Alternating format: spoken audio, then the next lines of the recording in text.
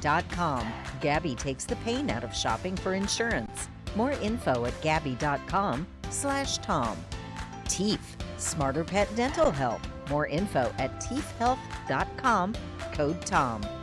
HelloFresh, delivering fresh ingredients and mouthwatering recipes. More info at hellofresh.com, code TOM. Bowl and Branch, crafted for the common good. More information at bowlandbranch.com, code TOM. ExpressVPN, the VPN that just works. More info at expressvpn.com/Tom. And CB Distillery, CBD for sleeping. More info at cbdistillery.com, code TOM.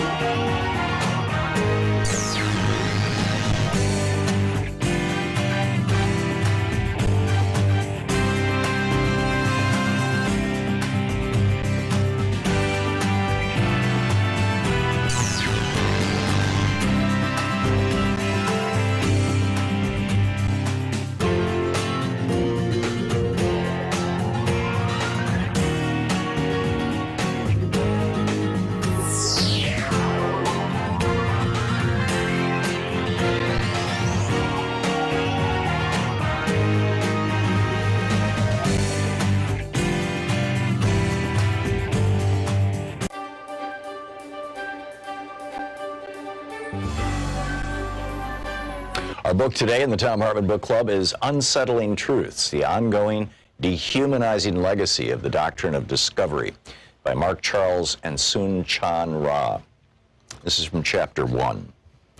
You cannot discover lands that are already inhabited. I, Mark, said this almost under my breath as I walked past a line of men dressed as Spanish sailors from the 1490s. I was in front of Union Station in Washington, D.C., near the massive statue of Christopher Columbus overlooking the United States Capitol.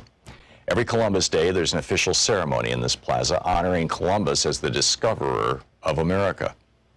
I had stumbled upon this ceremony by accident the year prior. There were a few non-natives holding signs and protesting the ceremony, but nothing very disruptive.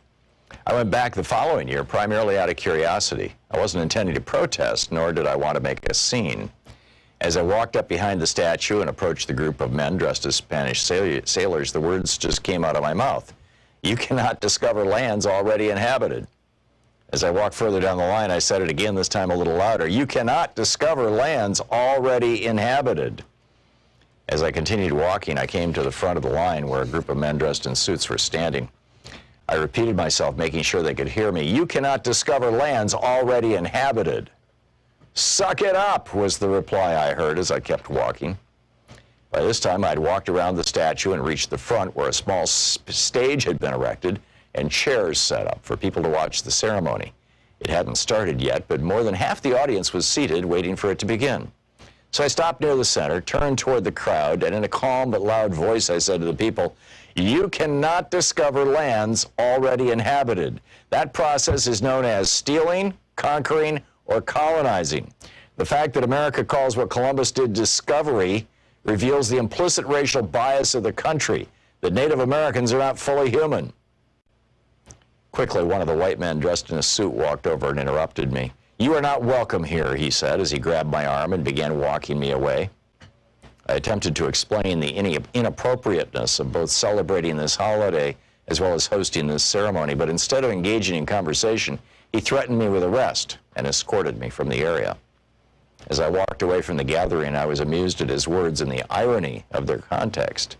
A white man participating in a public ceremony honoring Christopher Columbus as the discoverer of America, telling a native man he was not welcome in that space. How did a flawed assumption about the place of the indigenous population in U.S. society become normative? How are assumptions so deeply ingrained in the American psyche and imagination that dysfunctional and oppressive actions emerge? How did a dysfunctional idea and worldview form that allows for the displacement of native bodies? One of the explanations for the formation of this dysfunctional worldview is the doctrine of discovery. The doctrine of discovery is a set of legal principles that govern the European colonizing powers, particularly during the administration of indigenous land, regarding the administration. It is the primary legal precedent that still controls native affairs and rights, and international law formulated in the 15th and 16th centuries. From a theological perspective, the legal and political role of the doctrine of discovery is rooted in a dysfunctional theological imagination that shaped the European colonial settler worldview. The doctrine emerged from a series of 15th century papal bulls, which are official decrees by the Pope that carry the full weight of his ecclesiastical office. On June 18, 1452, Pope Nicholas V issued the papal bull Dum Diversus, which initiated the first set of documents that would compose the doctrine of discovery. The official decree of the Pope granted permission to King Alfonso V of Portugal, quote, to invade, search out, capture, vanquish, and subdue all Saracens, Muslims, and pagans whatsoever, and other enemies of Christ, wheresoever placed, and the kingdoms, dukedoms, principalities, dominions, possessions, and all movable and immovable goods whatsoever, held and possessed by them, and to reduce their persons to perpetual slavery, and to apply and appropriate to himself and his successors the kingdoms, dukedoms, counties, principalities, dominions, possessions, and goods, and to convert them to his or their use and profit. End of quote from Pope Nicholas's papal bull of 1452. Dum diversus would identify the Saracens, a common term for Muslims at the time, and pagans, essentially identifying any non-Christians as others, as those who could be targeted for, quote, perpetual slavery. The papal bull intentionally used language that identified those outside the European Christian world and enforced the Western theological imagination of non-Europeans as other. The Portuguese took these ecclesiastical statements to heart and perpetrated the slave trade from the African continent to the European and the American continents. As a Christian ruler, the King of Portugal would have power endowed from the church to take possession of the other as slave labor from the continent of Africa. The pagan African body was just another commodity to be taken for the pleasure and profit of the European Christian body, the one made most fully in the image of God. In the January of 1454, Pope Nicholas authored another bull. The book is Unsettling Truths by Charles and Ra.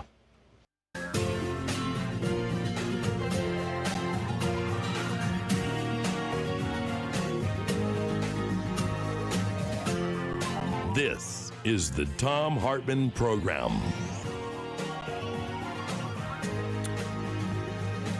Well, greetings, my friends, patriots, lovers of democracy, truth, and justice, believers in peace, freedom, and the American way.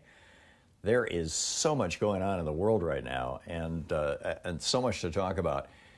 In our second hour, Meagan Hatcher-Mays is going to be with us from Indivisible. We beat Trump, now let's save democracy. We will be doing a deep dive into that. And in our third hour, why are American newspapers publishing Chinese propaganda? We'll be digging into that and a few other topics. And by the way, over on our Facebook site, there is a link to my Hidden History book series. And the publisher is offering some special holiday stuff over there, and I don't want to get into commercial promotion and all that kind of stuff, but you can read all about it over on our Facebook site. But I think that we need to begin by simply acknowledging the reality, the sad, simple reality of what's going on in America right now. As I was coming upstairs here to do the show, on MSNBC, they were profiling a food bank in New York City. Last night on CNN, they were profiling a food bank or a food distribution center in, I believe it was Dallas. It was in one of the Texas cities. And the line was like a half a mile long. Millions of Americans right now are hungry. 1 in 5 children in the United States has what's called food insecurity. In other words, they literally don't know where their next meals are going to come from. 1 in 5. Tens of millions of Americans are hungry right now. I mean, the Trump depression has thrown tens of millions of Americans out of work. 40 years of Reaganomics have gutted the wages of the people who still have jobs. But Mitch McConnell and his Senate Republicans, they don't give a damn. And they plan to block any kind of legislation that might fix this problem because they only exist to serve their billionaire masters, their donors. Almost 20 million Americans are going to lose their unemployment benefits the week after Christmas. But Mitch McConnell and his Senate Republicans don't give a damn because they only exist to serve their billionaire donors. Over 12 million Americans now have COVID. And millions of them are going to suffer long-term consequences: strokes, dementia, heart disease, devastating chronic fatigue.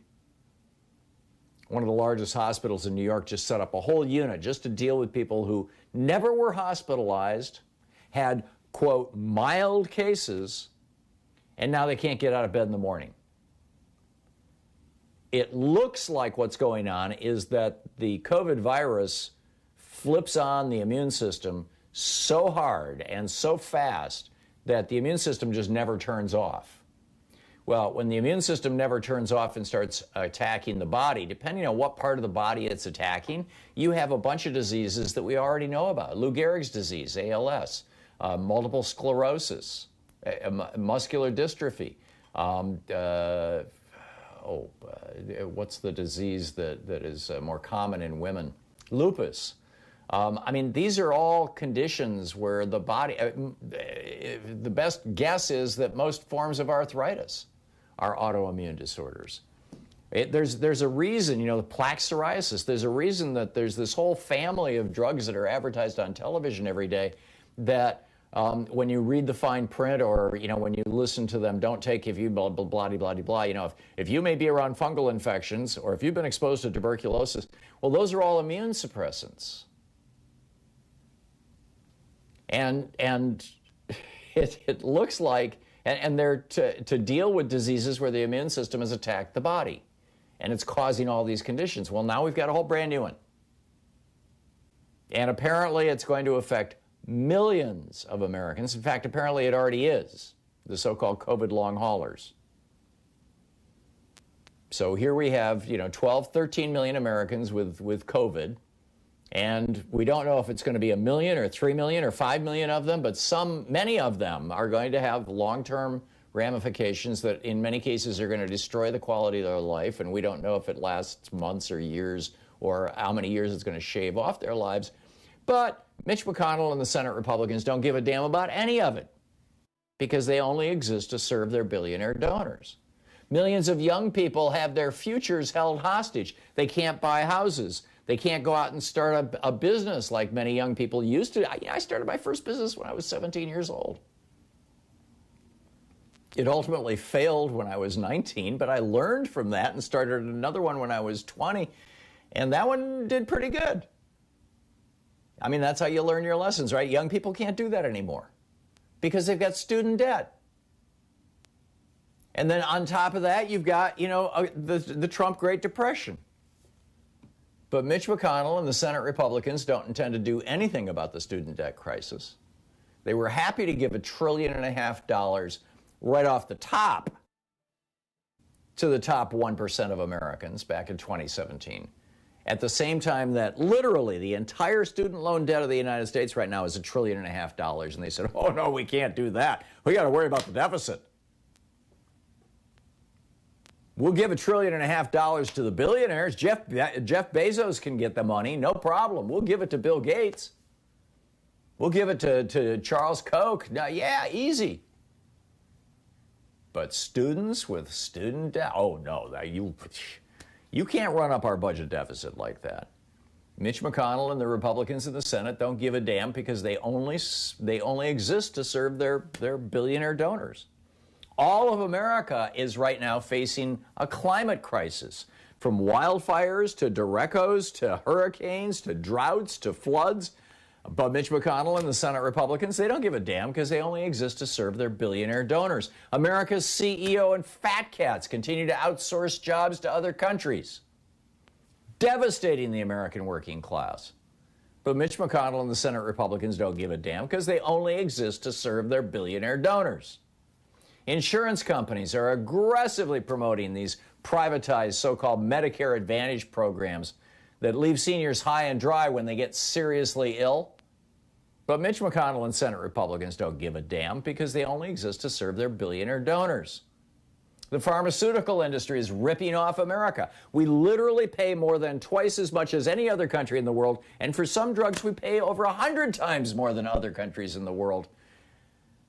But Mitch McConnell and the Senate Republicans don't give a damn because they only exist to serve their billionaire donors. Mining and drilling companies are drilling and ripping up our public lands, our wild areas, sacred Native American sites, land that was set in trust hundreds of years ago in some cases by presidents with foresight like Teddy Roosevelt. But Mitch McConnell and the Senate Republicans don't give a damn because they only exist to serve their billionaire donors.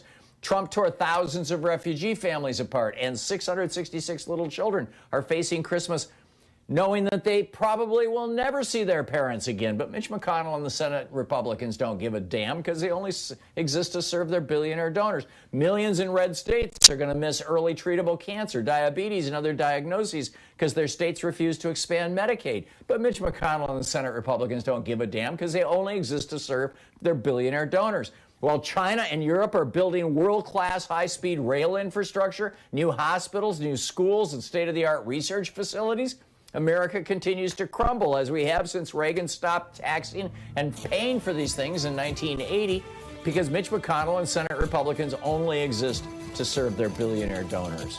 Whether it's mass shootings from assault weapons, the Supreme Court gutting our rights, America has gone from being the land of the free to the land where you're only free if you're rich. We need courageous leadership. We need a new deal, a great society. We need to lean on Joe Biden to get this done.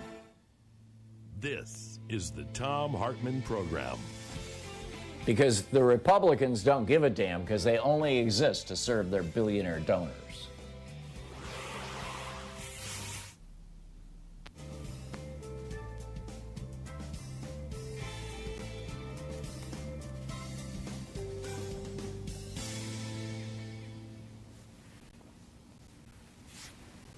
And welcome back.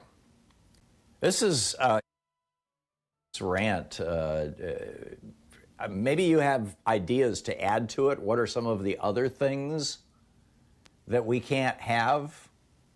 You can't have nice things in America anymore, right? Because the Republicans only serve their billionaire donors. I mean, a week before the election, Fox News pointed out that 71% of Americans think we should have a national health care program. Why don't we have it? Well, because there are people who have made literally billions of dollars off the insurance industry, and they are paying off politicians left and right. The pharmaceutical industry spent $9 billion on television advertising last year. You think the television networks are going to go after them? Somehow I doubt it. They're serving their billionaire overlords too. I mean, the damage that conservative Republicans have done to this country over the last 40 years is mind-boggling. Our schools are falling apart. It's just all of our infrastructure. It's obscene. I don't know what to call it beyond that. Let's try obscene. Brett in Seattle. Hey, Brett, you got some thoughts on this? You're on the air. Oh, I got Brett on hybrid too, Sean. Sorry about that. Brett, are you there? Hello? Yes. Hey, Brett. I was enjoying your rant, and I just want to say that Biden has a stark choice in 2021. He can either be Roosevelt or he can be Hoover. Yeah. Or he could be Roosevelt, or he could be Clinton.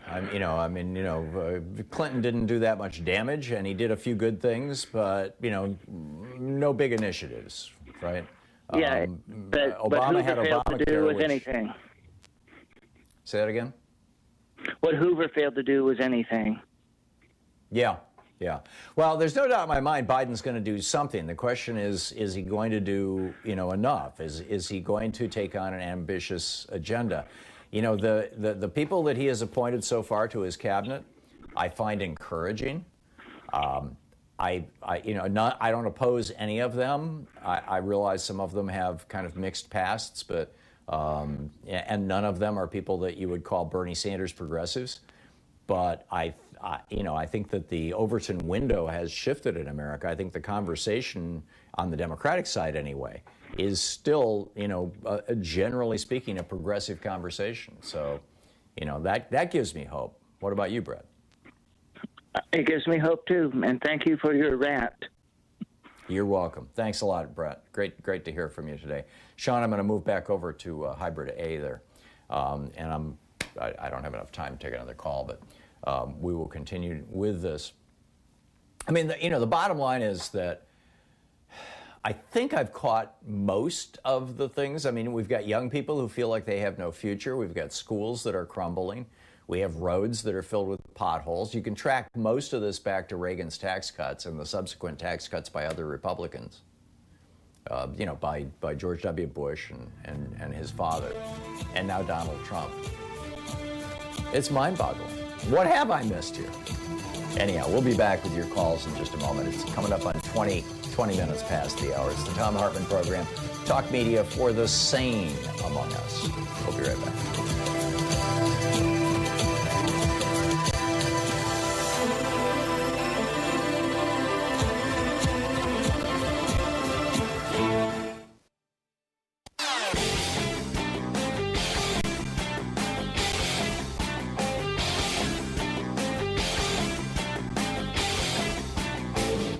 I'm speaking at the Bioneers 2020 conference. It's running December 5th and 6th and 12th and 13th. My keynote is how all life is organized around democracy. Tickets are available at Bioneers.org, and there's a 20% discount with the code THOM, T-H-O-M. Did you know that 100 police officers, and the last year we have statistics for is 2017, so we'll use that. 100 police officers were killed by firearms during that year. Now, some were suicides, some were accidental shootings. A few of them were bad guys killing cops. 100. 1,000 of our soldiers all around the world were shot dead in 2017. 1,000. A little more dangerous, apparently, to be a soldier than to be a cop. But apparently, the most dangerous position in the United States is not being a police officer on the front lines. It's not being a soldier on the front lines of combat. It's being a child. School-aged children killed by firearms in 2017, 2,462 of them. We have a new video up over at thomhartmann.com about this situation and what we can do about it. You can check it out there.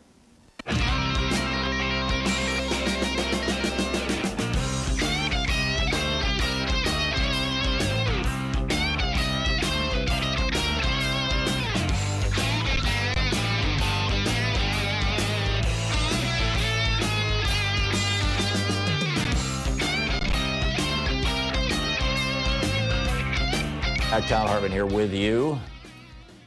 It's just increasingly mind-boggling to me how far behind, America has slipped into essentially second or third world status now as a result of 40 years of neoliberal Reaganism. Ronald Reagan started this, cutting the top tax rate from 74% down to 25%, thus making it impossible during any Democratic presidency to do anything positive because they're all screaming about, oh my God, the deficit, the debt. And at the same time, in fact, Reagan tripled the debt so that he could, so that they could scream about it when Bill Clinton came into office. Reagan and Bush more than tripled the debt. And, the result is we've been paralyzed for 40 years. And the media has gone along with it. Everybody's gone along with it. Our schools are falling apart. Our hospitals are old, many of them. Our roads, are filled with potholes. Our Amtrak is a joke. China has built enough high-speed rail in the last 15 years to go from Los Angeles to New York and back. They built a high-speed rail system, a 300-mile-an-hour rail system that was the equivalent of Chicago to New York City. They built that in a year and a half. And we can't even afford to speed up the trains during, in the Northeast Corridor. I'm sorry, Reagan privatized the railroad tracks, and we can't do anything. Meanwhile, the Supreme Court continues to gut union rights, to gut environmental protections, to gut civil rights, to gut voting rights, and to gut our protections against big money owning politicians. Why? Because, hey, we keep getting Republican presidents who put conservatives on the court. And how do we get those Republican presidents? Well, usually by lying through their teeth. Oh, yes, I'm for the people. No, you're not. You're for the billionaires. FDR and LBJ took this on with the New Deal and the Great Society. And I think a Green New Deal, I think it's time for it. And putting John Kerry in charge of, he's the climate envoy. People call him czars. I don't think they like the language of czars, but they're calling him a climate envoy. But there is so much that we can do. And there's so much damage that 40 years of conservative and neoliberal economic policies have done to this country. It's amazing. Some other things in the news that I think are worth mentioning. Rachel Maddow highlighted this last night, and I was surprised. I mean, it was the first time that I had seen it in any of the media. The story that I picked up was from Raw Story yesterday, and it originated by David Badash with the New Civil Rights Movement.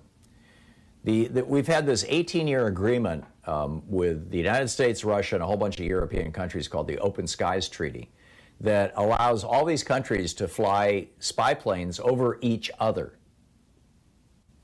And the whole idea is to prevent any one country from starting to amass troops on their border. Like in 1937, if the world had known that Hitler was amassing troops on the border with Poland, things might have been different. And in fact, this was, one of the ways that back in, I think it was in 2014, that the United States government and Europe, because we all shared the information, all figured out that there was something going on in Crimea, and on the edge of Ukraine. So Trump says, okay, we're going to pull out of the treaty and we're going to destroy the spy planes. We're literally, right now, as we speak, there are guys with torches and welders taking these planes apart so that when Biden comes in, he can't say, go back up in the air and spy on what's going on in Europe. Meanwhile, you've got two countries, Poland and Hungary, that are defying the European Union.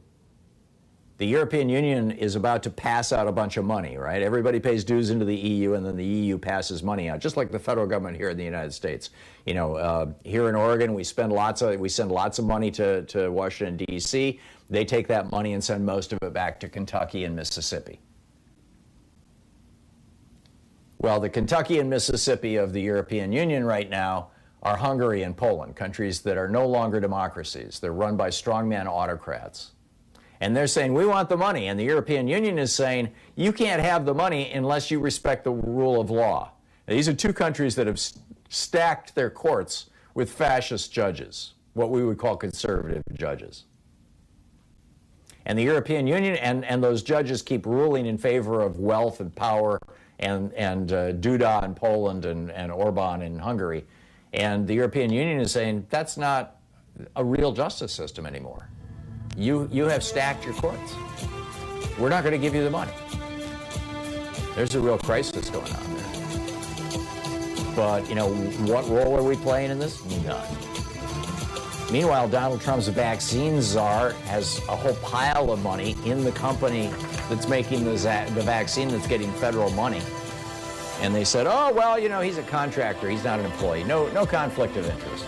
Oh, and I have a question for you right after the break. I'll pick up your calls. You're listening to the Thom Hartmann Program. Call 202-808-9925. In fact, here's a hint. Here's the question. Where do you think Donald Trump's presidential library should go? We'll be right back with your answers.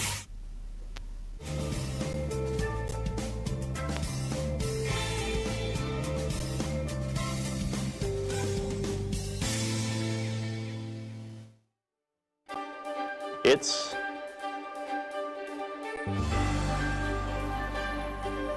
the Thom Hartmann University Book Club. Today we're reading from Legacy of Secrecy, The Long Shadow of the JFK Assassination by Lamar Waldron and me. The assassination of President John F. Kennedy on November 22, 1963 triggered cover-ups by officials, this is from the introduction, by the way, that continue to negatively impact American politics, life, and foreign policy. Legacy of Secrecy details those cover-ups and hidden investigations, many for the first time, including the reasons they were carried out under such intense secrecy. Most were spawned by John and Robert Kennedy's top-secret 1963 plan to stage a coup against Fidel Castro, a plan so highly classified that it only started to be exposed in 2005 and is finally revealed in this book. Their own confessions now show that three mafia bosses, Carlos Marcello, Santo Trafficante, and Johnny Roselli, were behind JFK's assassination. They used parts of the secret coup plan to kill JFK in a way that forced Attorney General Robert Kennedy, President Lyndon B. Johnson, excuse me, FBI Director J. Edgar Hoover, and high CIA official Richard Helms to withhold critical information not only from the public and the press, but also from each other and sometimes their own investigators. It's important to keep in mind that JFK was murdered just a year after the tense nuclear standoff during the Cuban Missile Crisis. The main goals of U.S. officials were to prevent a nuclear confrontation with the Soviets and to protect JFK's ally high up in the Cuban government, Commander Juan Almeida, head of the Cuban Army in 1963, still listed as Cuba's #3 official today. While U.S. leaders have managed to prevent a confrontation with Russia and preserve a critical ally in the Cuban government, this limited the investigation into JFK's murder, allowing the three mafia chiefs and their associates to remain free.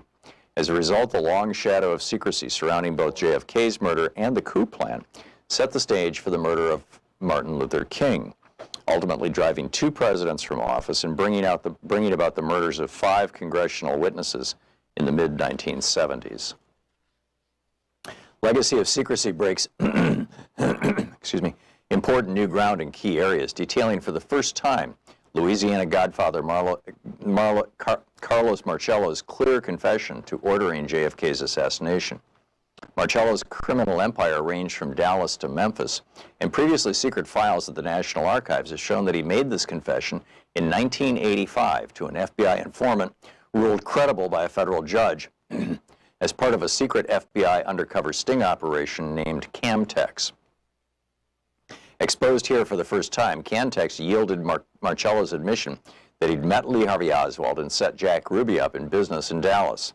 The operation also generated hundreds of hours of heretofore secret prison audio tapes of Marcello discussing his crimes, recorded using the FBI informant's bugged transistor radio.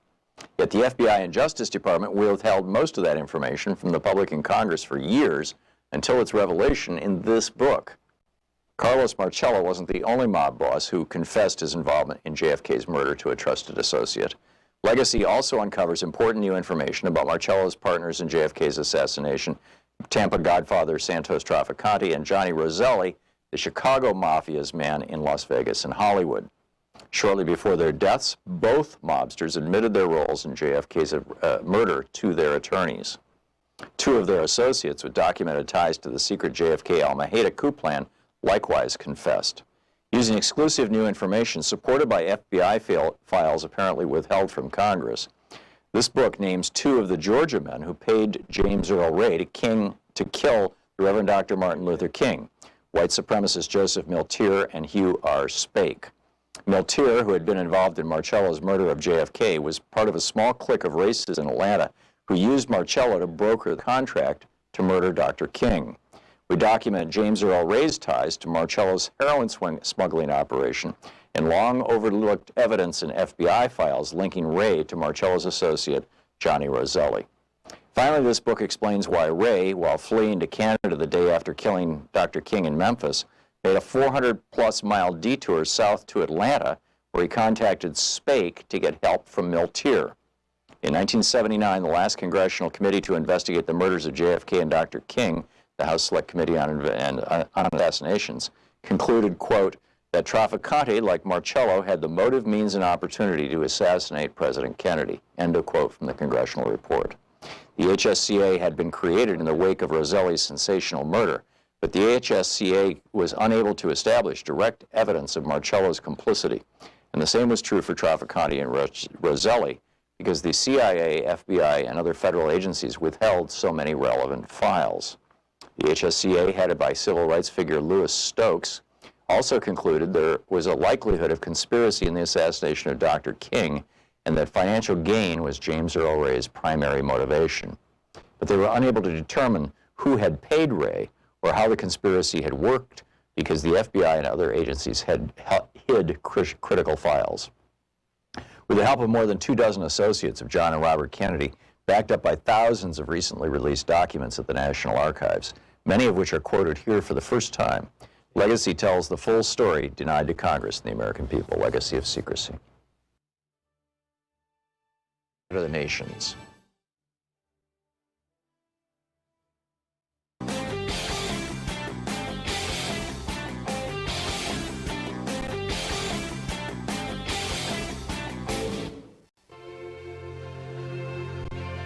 On this week's Science Revolution, why are the Republicans saying the mask mandate is anti-freedom? If you're hooked up to a ventilator and you can't breathe, you're not free. The Republican idea of freedom is literally killing us. Nick Dearden with Global Justice Now joins me to ask who should own the COVID vaccine that was funded by We the People. Plus, Teresa Brown, RN, author of Critical Care, drops in to explain why the COVID task force needs nurses. There's a lack of nursing representation despite their essential and visible role on the front line of this national pandemic, and that needs to be fixed ASAP. Tune into the Science Revolution wherever fine podcasts are available.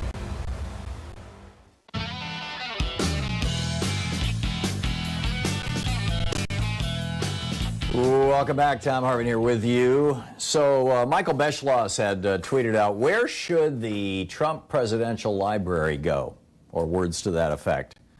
And some of the answers. David Simon says, The Hague. I'm down with that. I like that.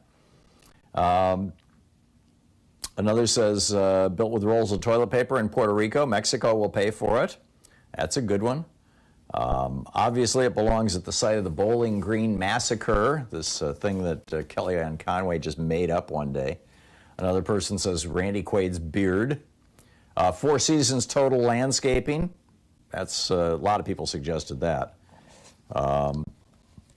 Others, Moscow, the Taj, Trump Tower, Moscow. Oh, Guantanamo Bay. That's a great idea. Or Rikers Island. I mean, that's actually a possibility.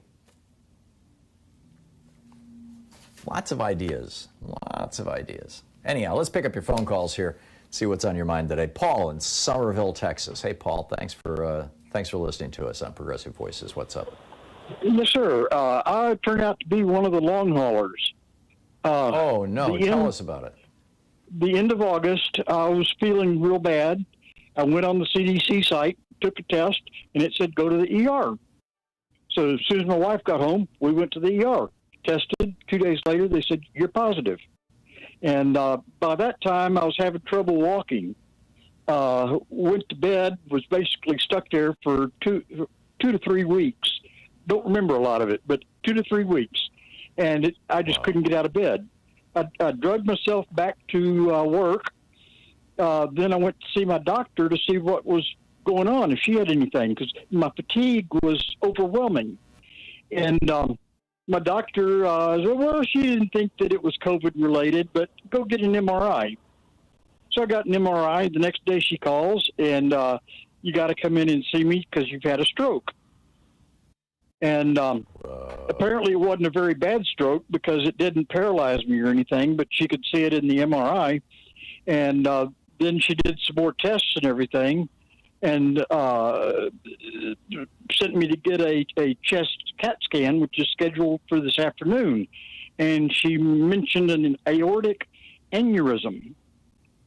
So that's got me scared. I want to see the CAT scan. Then first part of December, she's got me going to see a neurologist. And it's like I've got a quart of energy a day. And I've got to be very careful about how I allocate that, because if I do a quart in the morning, the afternoon I'm gone. And wow. Yeah, 68. The biggest thing that I've been thankful of is I didn't have to go in the hospital. But now this, like they call long-term's hit. And they had a show on 60 Minutes on it Sunday. And the doctor that started the clinic had COVID. And shortly after the 60-minute interview, she died of a heart attack. So it's scary because we have no idea what it's going to do. Right. And this has been almost completely ignored by the media. I mean, 250,000 deaths is pretty shocking, and everybody's looking at this. Wow, 250,000 people have died from this out of the 12 million who are infected in America.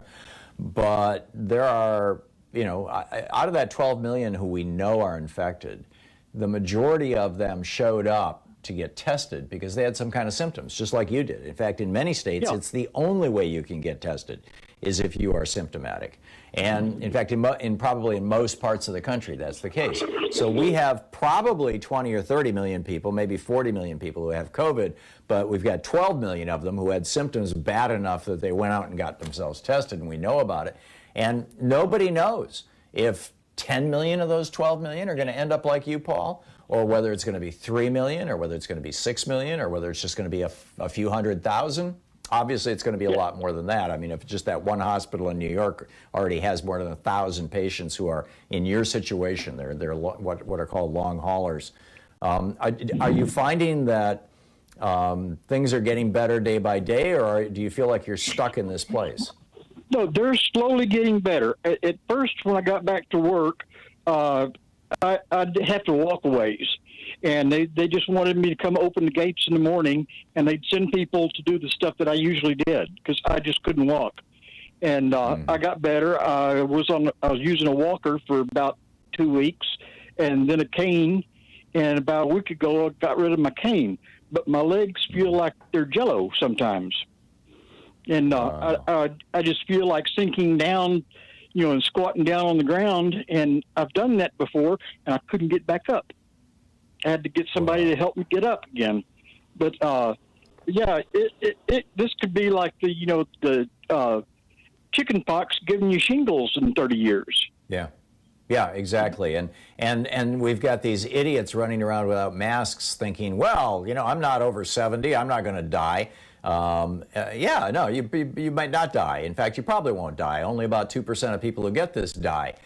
But what if 20% of them end up like you have with a stroke and with long-term COVID syndrome? I mean, and I just, and every day you see these reports in the media and on the internet and on Twitter and whatnot of, people going into their local store and there's some ass there, who's proclaiming their right to breathe on people and doesn't wear a mask or wears it below their nose or whatever. And it's a giant screw you to all of us. And they think they're being big and brave and masculine, and they're being stupid. I mean, it's just insane. Do you have any idea, Paul, how you got infected? No, I work at a site that's a household trash collection. And people stop by and drop their trash in a big bin, and I compress it, and that's about it. And so I'm exposed to a lot of people, but I've always worn a mask. I'm still wearing a mask because it turns out that some people are getting it twice. I don't want to get it again. But I guess I'm one of the essential workers. And yet it's just my doctor now thinks that it is COVID related. So good. She apparently did some research after I talked to her, and she's sounds like she's more into doing something to help if she can. Yeah. Well, Paul, keep us up to date on how you're doing, would you? I sure will. Give us a shout out in another week or three, and thank you, Paul, and thanks for helping wake up people to the severity and the reality of this. I really appreciate it, and thanks for listening to us down there in Somerville, Texas. I appreciate it. Lou in Pueblo, Colorado. Hey, Lou, what's on your mind today? Hey, good morning, Tom. I was going to make a statement, but I'll just quickly interject. I'm now recovered from COVID after 10 months, so just everybody hang in there. It does gradually fade. But what I was going to call about, it took me 10 months. I'm just about, I never got very sick, and it was like if the best description was every membrane in the body got it, and then, flushed them out one by one. And last thing has been my kidney's been plugged up with all these dying cells. And but I'm about back to normal after 10 months. What I was calling about, let's hope that happens to Paul. Let's hope it happens to everybody. Or better yet, let's get rid of the virus in D.C. Yeah, there you go. I would like to make a statement here that I think the best and only chance the fascist party has is the Democratic Party. Since 1980, we've seen a full hard right-wing, unwilling to compromise fascist party, and then the Democrats always say, well, Americans want us to get along. They want to compromise, so they slide a little bit more to the right. They've been sliding to the right for 40 years now. You can barely put a piece of paper in a lot of ways between the Democrats and the Republicans. If the Democrats represented America and Americans, there would be no fascist party. They wouldn't get any votes at all. People are voting for them because they don't see the Democrats doing anything. I'd like to comment on that. I completely agree with you, Lou. I keep pointing out that, Donald Trump picked up Bernie Sanders and Sherrod Brown's and the entire progressive caucus, frankly, long-time argument that America's industrial policy since Reagan, when Reagan, quote, Nixon, quote, opened us up to China, but Reagan was the guy who really did it. And Reagan and Bush, during that 12-year administration, they negotiated NAFTA, they laid the foundation for a bunch of other treaties. They put through the General Agreement on Tariffs and Trade, the World Trade Organization, all of this stuff, all this neoliberal stuff that basically transported all of America's factories, or not all of them, probably 80% of America's factories, to China or Vietnam or Indonesia or Malaysia or Mexico. All of that was a Republican idea. And it has been embraced now by 2 Democratic presidents, and I'm hoping that this one, that Biden will figure out that one of the main reasons that Trump got elected in 2016, to the extent that he did, was because he said, I'm going to put an end to that. His flailing about for the last 4 years has kind of given it a bad name, but I'm with you, Lou. Thanks a lot for the call. You're listening to Thom Hartmann. Visit ThomHartmann.com for audio and video archives. It's 45 minutes past the hour. Back with your calls in just a moment.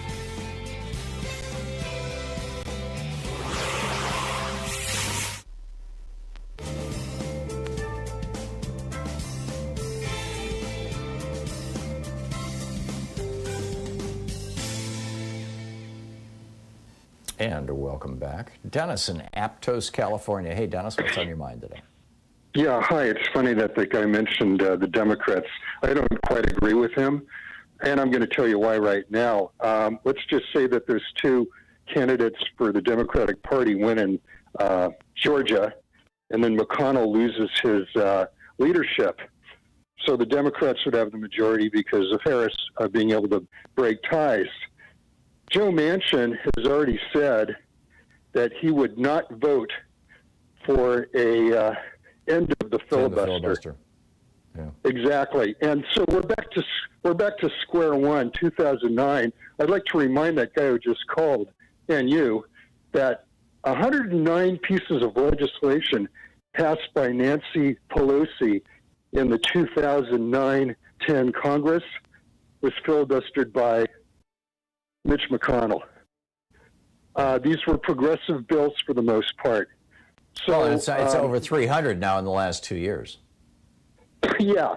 And, I just want to say, yeah, exactly, because we're back there again. Although he's the majority leader, he wasn't in 2009-10, but because of the filibuster, he got his way. Right. That's not going to help. And, that's where the corporate Democrats, and I'll put Feinstein in as one of them, and I guess I hope she retires. Boxer retired. She was the wrong one to retire. Yeah.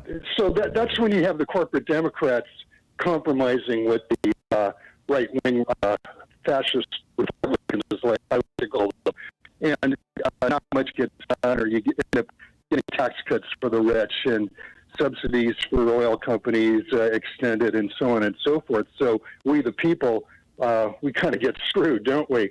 Real quick, though, too, Tesla, Elon Musk, he's the second richest man in the world now, apparently, behind Jeff Bezos. He overtook Bill Gates. And I got to wonder, when are the billionaire class going to realize that fossil fuels aren't the way to go anymore, and they start putting their bucks toward renewables? Because we have a man now second richest in the world, and he went the way of making electric cars and the batteries, so you could store solar energy from your rooftop panels, which I don't have yet, but I'd like to get one sooner or later. So I just wanted to put that out there because the money likes to follow money. Yeah, and I think these guys are figuring this out, and that's a good thing. Generally speaking, in fact, I think it's a very good thing. But we've got to do something about this massive disparity in wealth in America, and B, the fossil. Oh, I remember what I was going to say. There are a number of banks now that are refusing to lend money to oil companies that want to drill up in the Arctic. And they're doing it because their shareholders, their boards of directors, and their customers don't like the idea of despoiling the ANWR, the Arctic National Wildlife Refuge, and the Trump administration just promulgated a rule that punishes banks if they refuse to loan money to oil companies. I mean, that's how bizarre it is, Dennis. That's where we're at. Dennis, I got to run, but thanks for the call. Amazing stuff. What an amazing time we live in, eh? We'll be right back.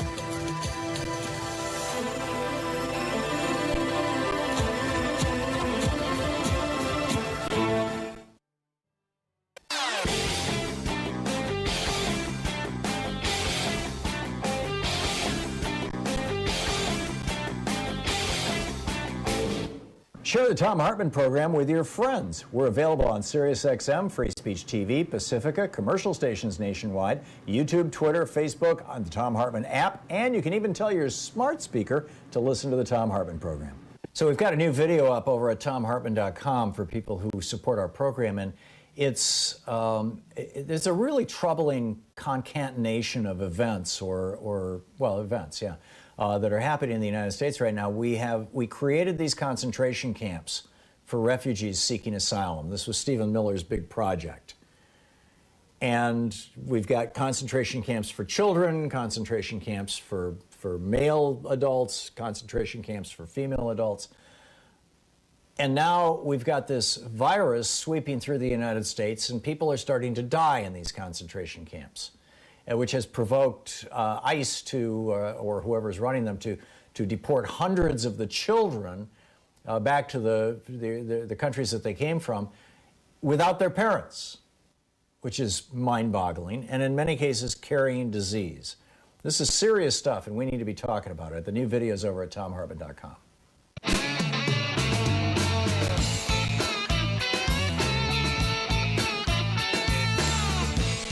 So one last thing, and then I'll pick up some more of your phone calls here. But I wanted to toss this out, and perhaps make this like one of the pieces that I would love to discuss in the next hour and in the hour after that in particular, because it takes a little time for people to get in on the phone lines and stuff.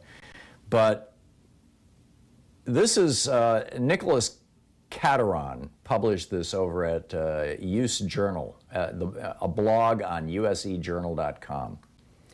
And it's fascinating. I've been doing some research on this, and I'm not exactly sure where to go with it. The one thing I haven't done yet is go back to read Madison's records of the debates in the Constitutional Convention, which I'm going to do this afternoon when we get off the air.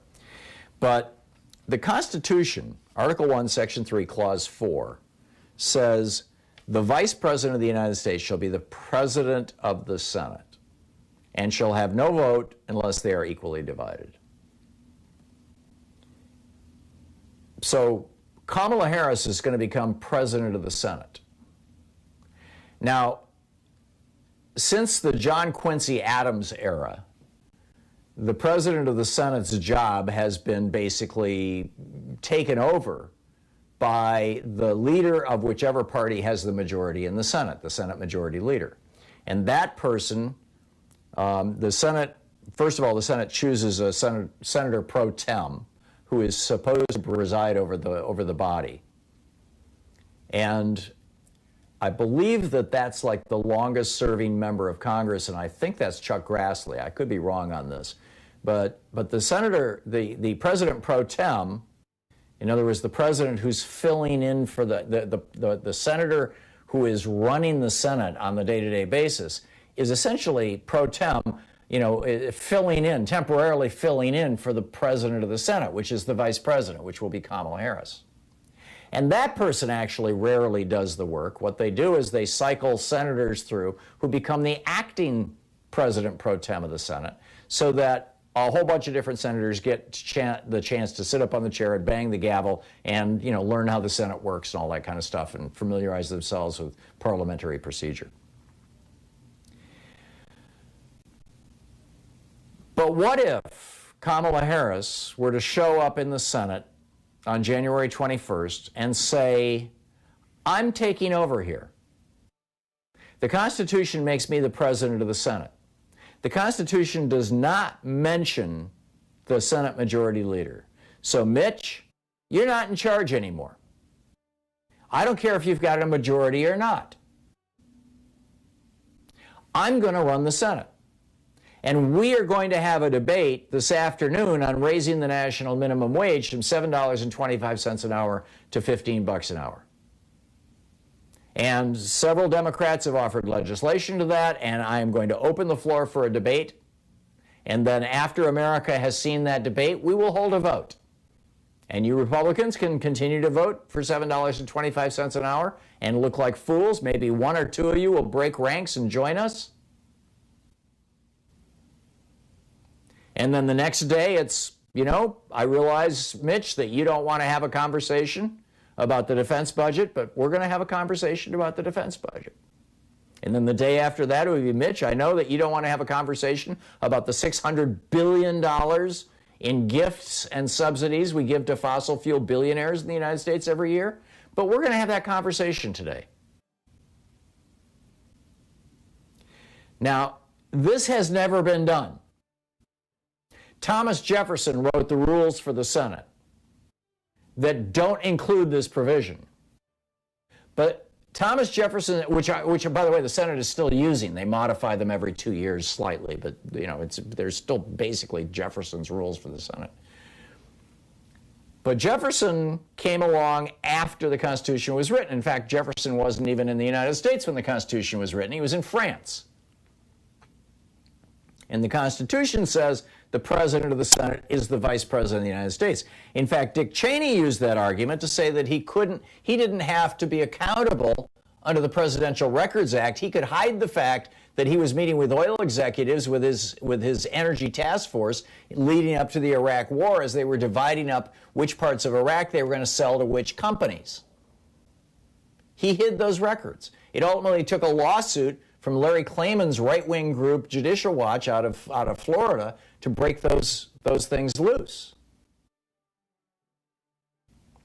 And his argument for not breaking them loose, Dick Cheney's, was, I'm not in the executive branch. Until the president dies or is disabled and I step into that role, I'm president of the Senate. I'm in the legislative branch. Whole different set of rules over there in terms of transparency and accountability. Presidential Records Act doesn't apply to me. So Cheney may have already done half our work. If you know anything about this, give me a call. I would love to hear from you. I am just beginning to dig into this. Just like way back in March when a conservative friend of mine in D.C. said, hey, the Republicans are talking about having the states simply appoint electors for Donald Trump, the 12th Amendment. And I started reading about that in March. I'm just starting to dig into this. We have a month or so. What are your thoughts? You're listening to Thom Hartmann.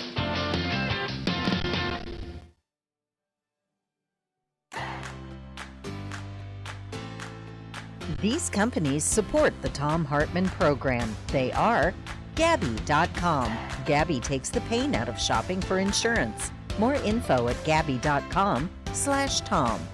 Teeth, Smarter Pet Dental Help. More info at teethhealth.com, code Tom. Hello Fresh, delivering fresh ingredients and mouthwatering recipes. More info at hellofresh.com, code Tom. Bowl and Branch, crafted for the common good. More information at bowlandbranch.com, code Tom. ExpressVPN, the VPN that just works. More info at expressvpn.com/Tom. And CB Distillery, CBD for sleeping. More info at cbdistillery.com, code Tom.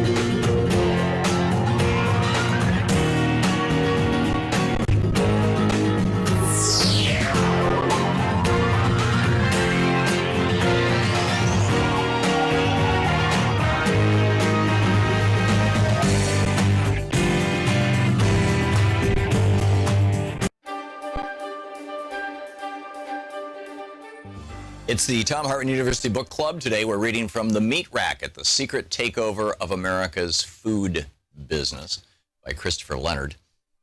This is from the prologue. It's titled The Hidden King. Nobody ever visits the stranded little community of Waldron, Arkansas. But even if they did, a tourist would never see the place for what it really is. Most outsiders would be fooled into thinking it was an actual small town. On any given morning, the residents awaken and begin their routine along Main Street. Old men park their pickup trucks by the curb in front of the Rock Cafe, which opens early for breakfast. As the cafe's booths and tables fill up, a congregation of old-timers in cowboy hats gathers in a loose ring of aluminum chairs out front, smoking and talking and stubbing out their cigarette butts in a bucket full of sand. Later in the morning, Chambers Bank in the south end of town opens up, and the tellers cheerfully greet customers by name. On Thursday at noon, the livestock auction opens in a cavernous barn on the north side of town, drawing crowds of ranchers who haul steel trailers behind their trucks, with cows staring out between the horizontal slats. In the late afternoon, teenagers park their cars by the gazebo south of the auction barn, proudly displaying their Mustangs and Broncos like big game trophies. These events have a rhythm of their own, the clockwork functioning of a small-town economy. But it's all just window dressing. All of it would cease to exist in a moment and have no impact whatsoever on the true Waldron or its true economic reason for being. The real tempo of the town's economic pulse is measured by the coming and going of semi-trucks that roll down Main Street at periodic intervals, 24 hours a day, 7 days a week. In the middle of the night, tanker trucks full of animal feed rumble past the empty stores and out onto country roads that lead into the hilly terrain that surrounds town. At dawn, other trucks trundle in from the hills, heaped high with battered metal crates full of chickens that exude clouds of white feathers along the highway. The tempo can be measured in the regular arrival of train cars full of grain and oil seeds that dump their loads at a feed mill that clanks and hums and churns all night. And in the parade of refrigerated trucks that pull up to a slaughterhouse near the feed mill and get loaded with pallets of frozen meat. This is the real functioning of Waldron, Arkansas, and its true reason for being. This is the heartbeat of Tyson Foods, the nation's biggest meat company. The Tyson plant on the north end of Waldron is the only thing that keeps the town on the map. Appropriately, many residents simply refer to it as the complex. That's because the Tyson plant isn't just a factory, it's more like an entire small-town economy consolidated into one property. The complex contains its own feed mill and hatchery, its own trucking line and slaughterhouse that covers several acres of land and processes about 1 million dead chickens a week. The complex is like an economic dark star that has drawn into itself all the independent businesses an economic dark star that has drawn into itself all the independent businesses that used to define a small town like Waldron, the kinds of businesses that were once the economic pillars of rural America. Of course, tourists to Waldron would never see the Tyson plant, and not just because it sits on the north fringe of town away from Main Street. Visitors are stopped at its front gate and forbidden from exploring its grounds. So a tourist would have to be content to stroll along the sidewalks downtown, observing the fake Main Street, the deceptive array of little businesses that make it seem like a community.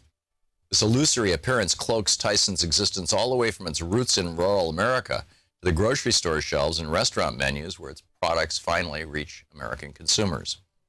The average shopper is usually fooled when he or she peruses the meat aisle, seeing what appears to be an abundance of choices and products.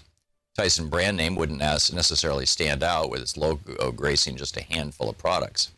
But the rotisserie chicken slowly turning in its oven, the Bonisi brand pepperoni, the Lady Astor brand chicken cordon bleu, the frozen chicken pot pie, and the Wright brand bacon all come from the same company, Tyson. And then there is all the unlabeled meat that Tyson floods into the U.S. food system every day. The meat served in cafeterias, nursing homes, fast food restaurants, and suburban eateries where more and more Americans eat their meals. There's a very good chance any of the meat purchased in these places was made by Tyson. Even if Tyson did not produce a given piece of meat, the consumer is really only picking between different versions of the same commodified beef, chicken, and pork that is produced throughout a system that Tyson pioneered. Tyson's few competitors have resorted to imitating the company's business model just to survive. This book aims to explore the vast hidden territory between the remote farms and towns like Waldron, where Tyson raises millions of animals, and the final point of contact where consumers buy the company's meat. Unseen between these two poles is a hidden power structure that has quietly reshaped U.S. rural economies while gaining unprecedented control over the nation's meat supply. Just a handful of companies produce nearly all the meat consumed in the United States, and Tyson is the king among them. The company sits atop a powerful oligarchy of corporations that determines how animals are raised, how much farmers get paid, and how meat is processed, all while reaping massive profits and remaining almost entirely opaque to the consumer. Because Tyson and its imitators are based in the geographic and economic fringes of America in forgotten places like Waldron, the company has managed to escape the scrutiny it deserves. While Tyson's operations are remote, the company's business practices affect virtually everyone. About 95% of Americans eat chicken, which means they almost certainly eat chicken produced by Tyson. And then it goes on from there. The book is The Meat Racket, The Secret Takeover of America's Food Industry by Christopher Leonard.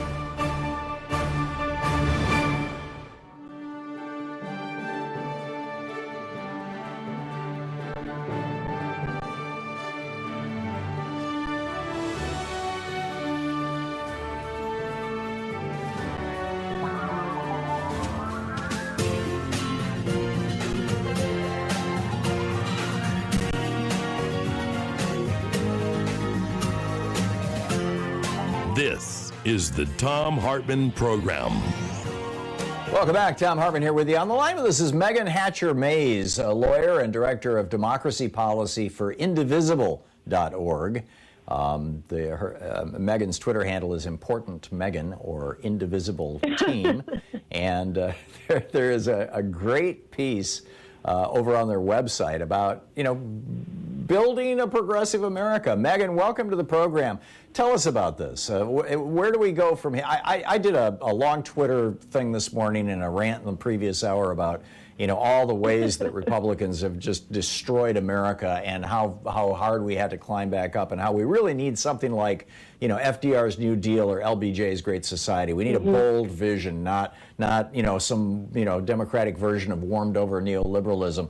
I'm curious, A, your thoughts on that, and B, where you all, are going and doing. Yeah, so the first step was getting Trump out of office, so we did that. That was exciting, even though he was living in denial for a little while after the loss, up into, current day. So that's good. The next step, though, is really addressing kind of what brought us Trump in the first place. Just because he's out of office doesn't mean we now stop and say, oh, phew, that's over with. We can all, take a nap, go back to brunch, those sorts of things. That's not happening. Because a healthy democracy would never have elected Trump to the presidency in the first place. So we really need to go back and look, how was this country designed in such a way to give so much power to guys like Trump? And what can we do to finally create a democracy that actually works for everybody?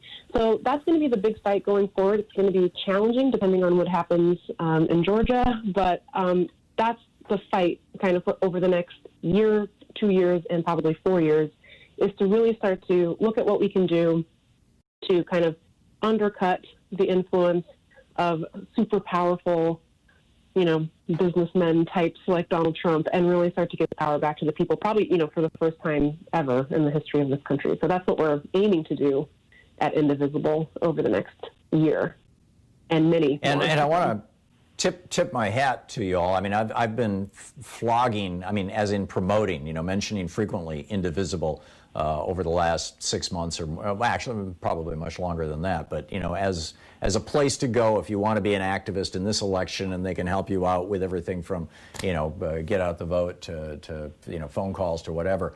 And y'all did just yeoman's work. I mean, it was just extraordinary work. And yes, we beat the Orange Monster. But what do you say to those people? I mean, in my lengthy Twitter thread this morning, I mentioned this, that the big job that we have now is to move the Biden administration. And, a couple of people tweeted back saying, number one, oh, it's useless, give it up. Joe Manchin's already said he won't even vote for overturning the filibuster. So even if we get both those Georgia seats, it won't matter.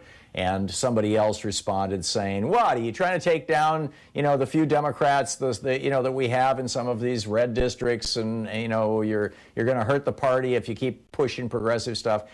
My response to that is, when you poll the American people on the policies that they want, you find more than 70% support right across the board, including majority support among Republicans, for increasing the minimum wage, for a national health care system that covers everybody with, health care as a right, for doing away with student debt, for making college available to everybody in the United States, for rebuilding our infrastructure, for reducing our dependence on fossil fuels and replacing it with green energy. I mean, every single one of these steps that are the core of the progressive agenda that is portrayed as so radical. Oh my God, it's Alexandria Ocasio-Cortez. She's going to be the end of America. Actually are supported by the majority of Americans and the majority of Republicans. So I don't get where this is coming from. Yeah, I'm really glad you brought up the minimum wage. We have very good data on that, right? Which is that Biden lost Florida, but the minimum wage increase that was on the ballot won by a lot. Democrats should be owning that lane. We should be owning the economic justice lane. Republicans have nothing to offer when it comes to better wages, fair treatment at work. None of that stuff is in the Republican platform or on their agenda. If it were, we would have passed COVID relief, a second COVID relief package, and we haven't done that. Republicans haven't done that. But the problem seems to be not that Democrats' ideas are bad, it's that people don't trust Democrats. Like, the message is good, but the messengers leave a lot to be desired. And, you have people as, diverse as Alexandria Ocasio-Cortez, Doug Jones from Alabama, and Beto O'Rourke all saying the same thing, which is that Democrats are not doing enough to really commit to communities over the course of many years, that they kind of just show up for presidential elections and hope for the best. That's not how you win elections. It's not about whether or not, Democrats or socialists, or whether deep on the police lost us House seats. They really didn't. It's because Democrats aren't owning the lanes that we should be owning. They're not making the case to voters, and instead they're succumbing to bad faith Republican attacks, which is to say Republicans are going to call anything Democrats want to do socialism, regardless of what it is.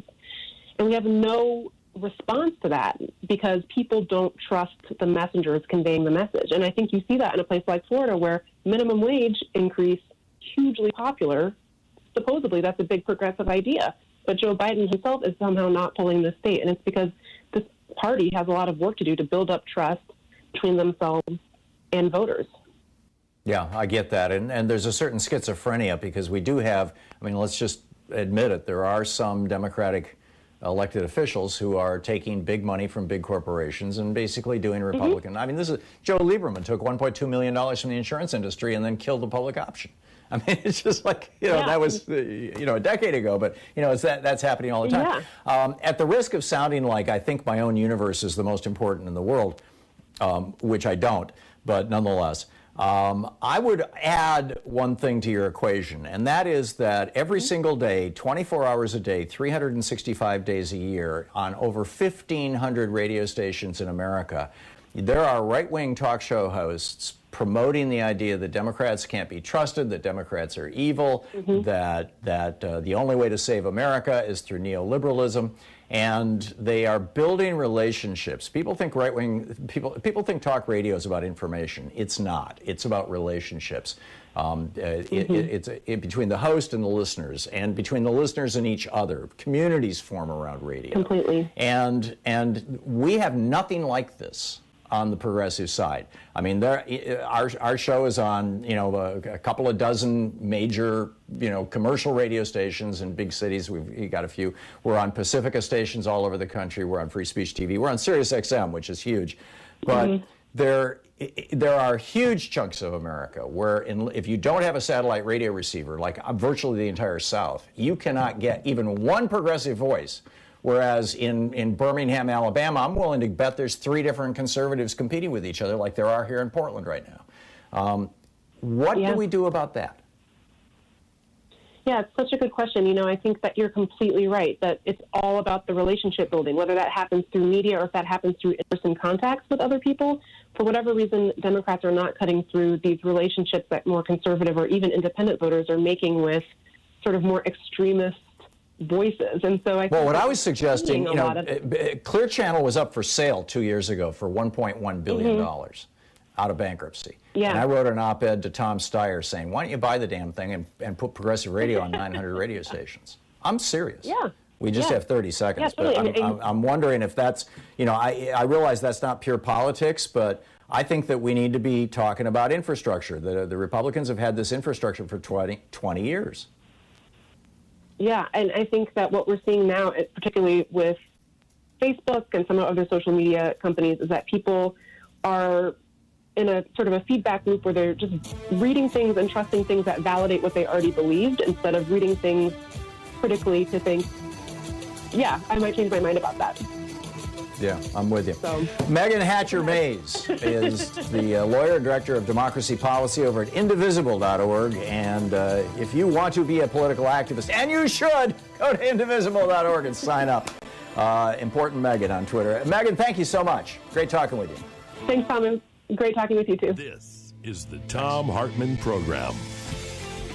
We will be right back with more of the news of the day and your calls right after this.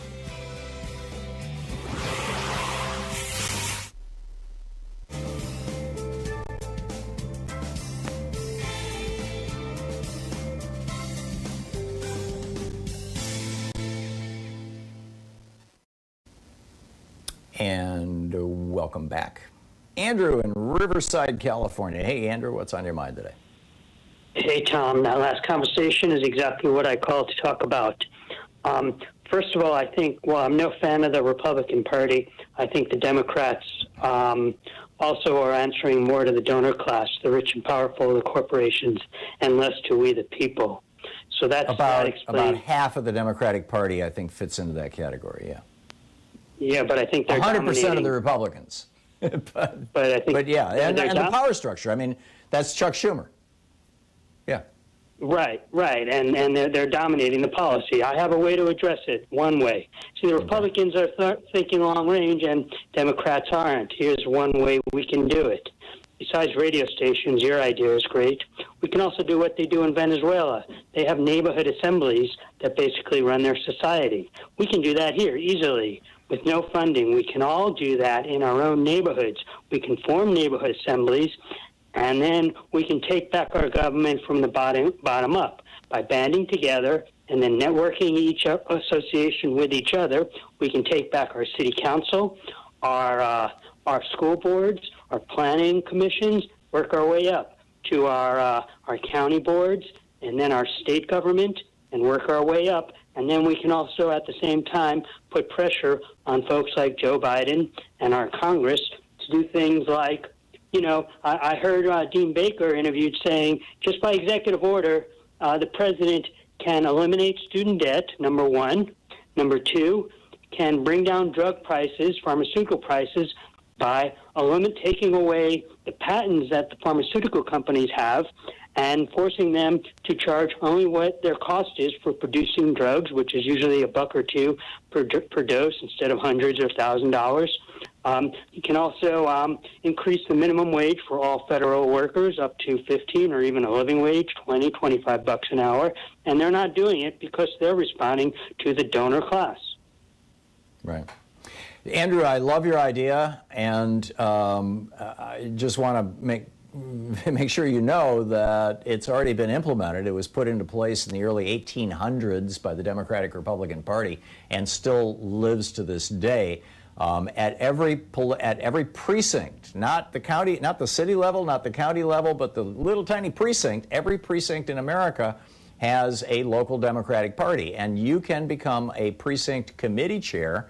And the precinct committee chairs in the city or the county or the state or all of the above together actually pick the primary candidates. So if you get a majority of progressive precinct committee chairs, virtually your entire field of candidates are going to be progressives. They write the platform for the party. They are quite literally the most powerful people in politics.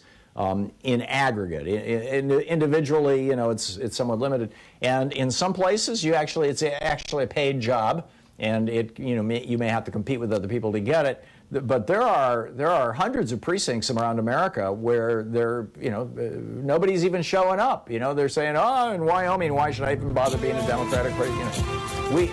So check out with your local Democratic Party, and I think you will find that those neighborhood associations, we call them precincts, and the leaders are called precinct committee chairs, and precinct committee men used to be the phrase, committee person, I think now, depending on where you are in the country. But that's spot on. Spot on. Let me endorse your idea and say, here's how to do it. Thank you.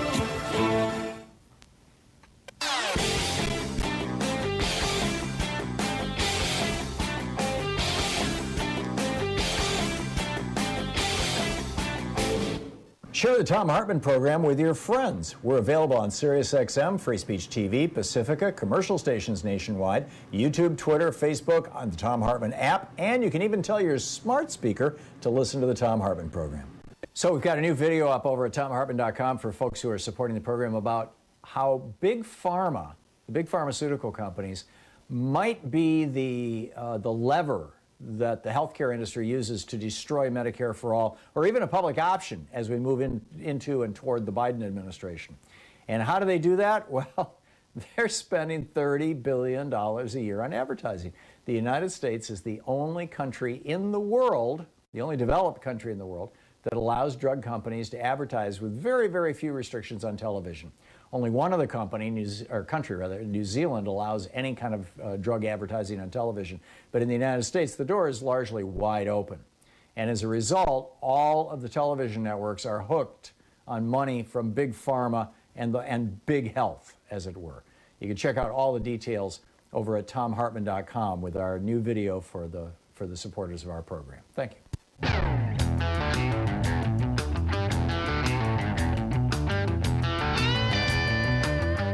Welcome back. Thom Hartmann here with you. I'm still pondering this idea or suggestion or whatever you want to call it that Nicholas Carteron came up with of Kamala Harris marching in and saying, "I'm the president of the Senate. I'm taking charge here." And somebody may object. It may go to the parliamentarian.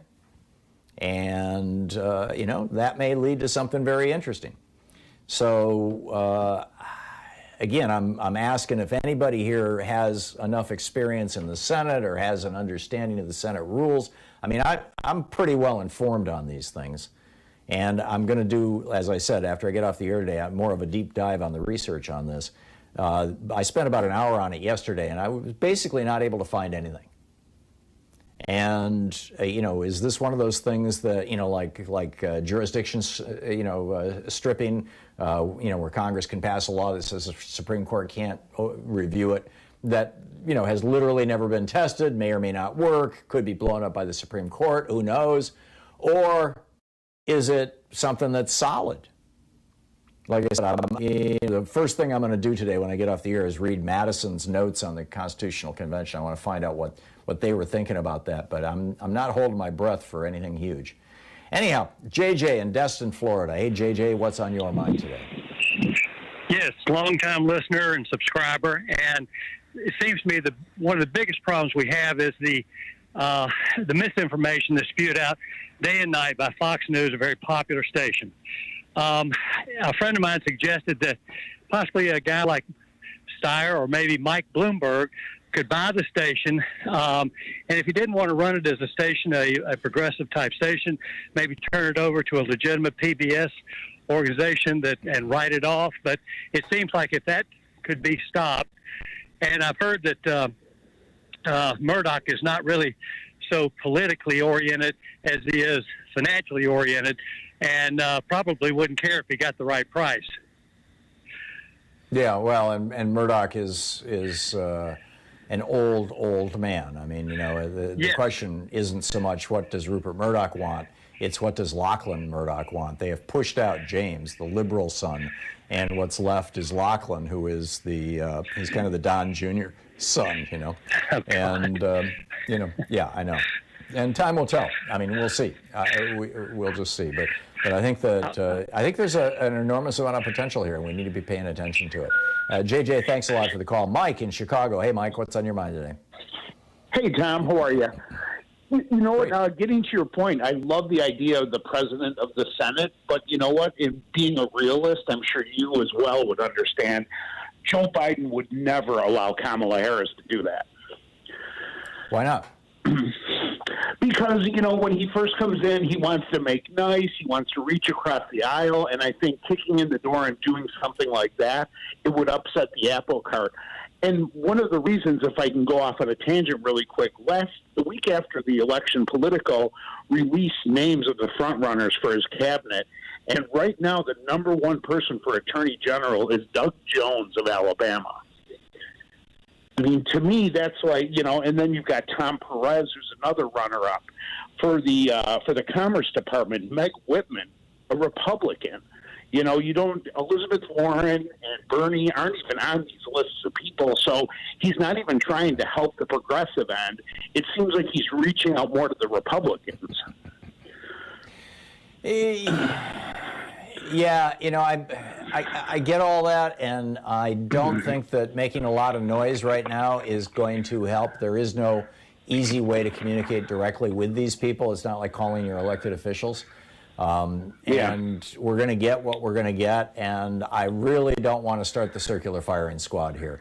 I think that even, Doug Jones was not a bad guy. Yes, he's a conservative Democrat or a corporate Democrat or whatever you want to call it, but he might make a great attorney general. Who knows?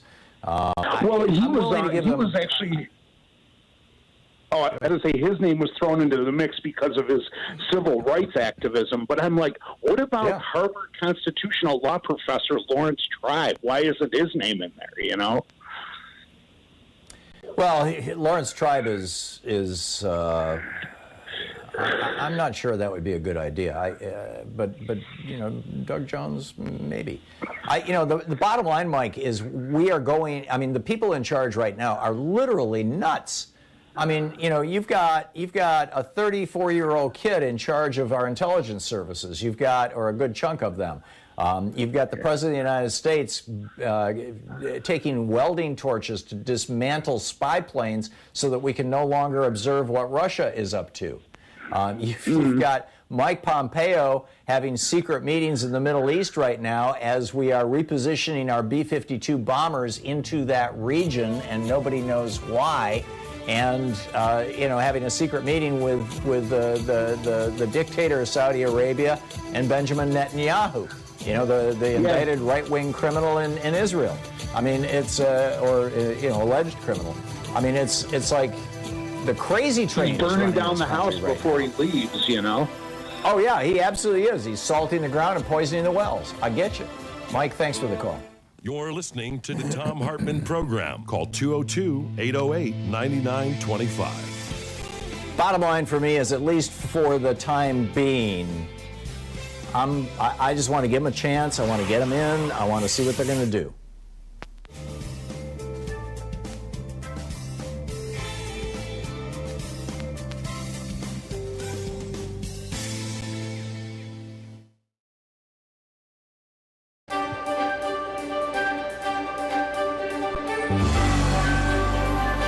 Our book today in the Thom Hartmann Book Club is Ezra Klein's new book, Why We're Polarized. This is from the introduction, and it's a couple pages into it. I'm starting out here. I have found that American politics is best understood by braiding two forms of knowledge that are often left separate: the direct on-the-ground insights shared by politicians, activists, government officials, and other subjects of my reporting, and the more systemic analyses conducted by political scientists, sociologists, historians, and others with the time, methods, and expertise to study American politics at scale. On their own, political actors often ignore the incentives shaping their decisions, and academic researchers miss the human motivations that drive political decision-making. Together, however, they shine bright light on how and why American politics works the way it does. There's much awry in American politics, and I won't in this book attempt to catalog all of it. But I've come to believe the master story, the one that drives almost all divides and most fundamentally shapes the behavior of participants, is the logic of polarization. That logic, put simply, is this: to appeal to a more polarized public, political institutions and political actors behave in more polarized ways. As political institutions and actors become more polarized, they further polarize the public. This sets off a feedback cycle. To appeal to a yet more polarized public, institutions must polarize further. When faced with yet more polarized institutions, the public polarizes further, and so on. Understanding that we exist in relationship with our political institutions, that they are changed by us and we are changed by them, is the key to this story. We don't just use politics for our own ends. Politics uses us for its own ends. There are many different types of polarization possible, and I'll discuss some of them later in the book, but the locus of polarization I'll discuss is on political identity. And that requires saying a few words about a term that should be very useful in American politics, but that has become almost useless: identity politics. A core argument of this book is that everyone engaged in American politics is engaged in identity politics. This is not an insult, and it's not controversial. We form and fold identities constantly, naturally. Identity is present in politics in the way gravity, evolution, or cognition is present in politics. That is to say, it is omnipresent in politics because it is omnipresent in us. There is no way to read the literature on how humans form and protect their personal and group identities, literature I will survey in this book, and believe that any of us is immune. It runs so deep in our psyches, so activated so easily by even weak cues and distant threats, that it is impossible to speak seriously about how we engage with one another without discussing how our identities shape that engagement. Unfortunately, the term identity politics has been weaponized. It is most often used by speakers to describe politics as practiced by members of historically marginalized groups. If you're black and you're worried about police brutality, that's identity politics. If you're a woman and you're worried about the male-female pay gap, that's identity politics. But if you're a rural gun owner decrying universal background checks as tyranny, or a billionaire CEO complaining that high tax rates demonize success, or a Christian insisting on nativity scenes in public squares, well, that's just good old-fashioned politics. With a quick sleight of hand, identity becomes something that only marginalized groups have. The term identity politics in this usage obscures rather than illuminates. It's used to diminish and discredit the concerns of weaker groups by making them look self-interested, special pleading in order to clear the agenda for the concerns of stronger groups, which are framed as more rational, proper topics for normal political debate. But in wielding identity as a blade, we have lost it as a lens, blinding ourselves in a bid for political advantage. We're left searching in vain for what we refuse to allow ourselves to see. All politics is influenced by identity. Those identities are most powerful when they are so pervasive as to be either invisible or uncontroversial. American is an identity. So too is Christian.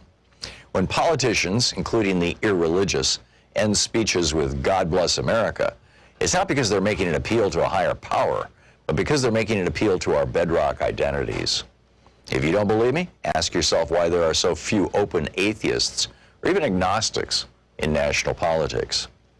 This does not mean that politics is an equation solved by locating identity. Identity shapes our worldview, but it does not mechanistically decide it. And while we often speak of identity as a singular, it is always a dizzying plural. We have countless identities, some of them in active conflict with each other, others lying dormant until activated by threat or fortune. Much that happens in political campaigns is best understood as a struggle over which identities voters will inhabit come election day. Will they feel like workers exploited by their bosses, or heartlanders dismissed by coastal elites? Will they vote as patriotic traditionalists offended by NFL players who kneel during the national anthem, or as parents worried about the climate their children will inhabit? What we are often fighting over in American politics is group identity and status. Fights that express themselves in debates over policy and power, but cannot be truly reconciled by either. Health policy is positive sum, but identity conflict is zero sum. The book Why We're Polarized by Ezra Klein.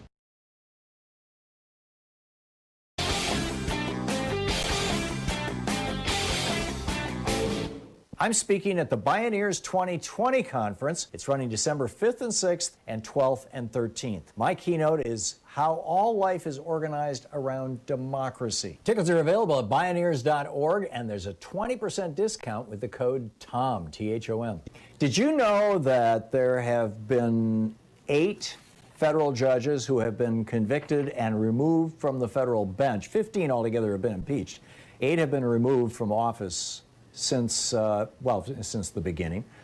3 of them since 1988, including one judge, Thomas Porteous down in Louisiana, who was impeached and removed from office for signing false financial declarations under penalty of perjury, which it turns out it looks like Clarence Thomas did for quite a number of years when he did not disclose, as he is required by law to do, that his wife was taking hundreds of thousands of dollars from the Heritage Foundation.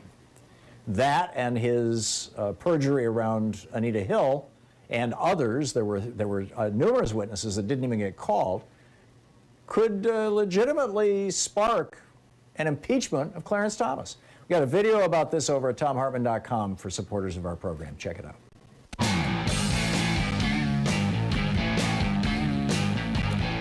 And welcome back. Thom Hartmann here with you. Paul in Woodinville, Washington. Hey, Paul, what's on your mind today?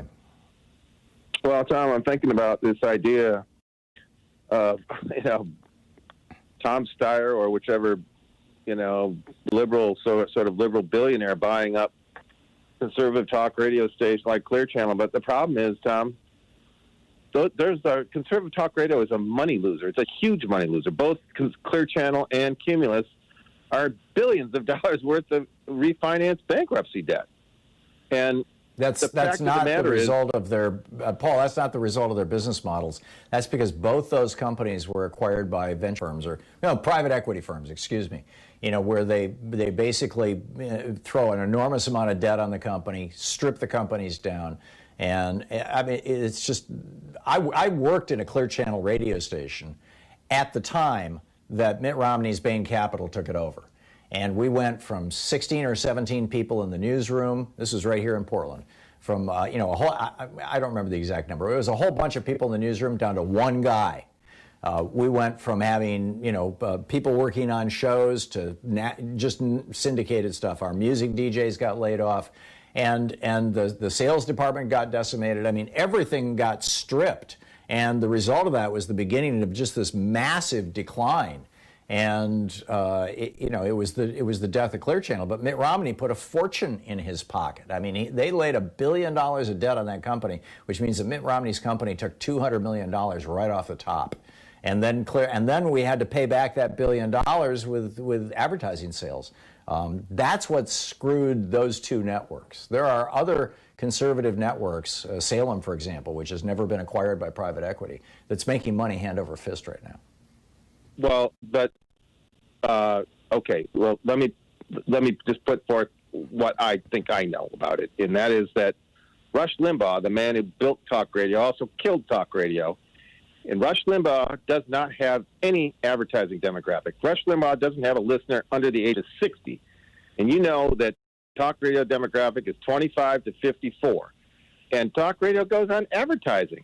And Rush Limbaugh is only still on because the national advertisers, he gets enough exposure nationally that the national advertisers, like your Lowe's and Home Depot, get enough out of that.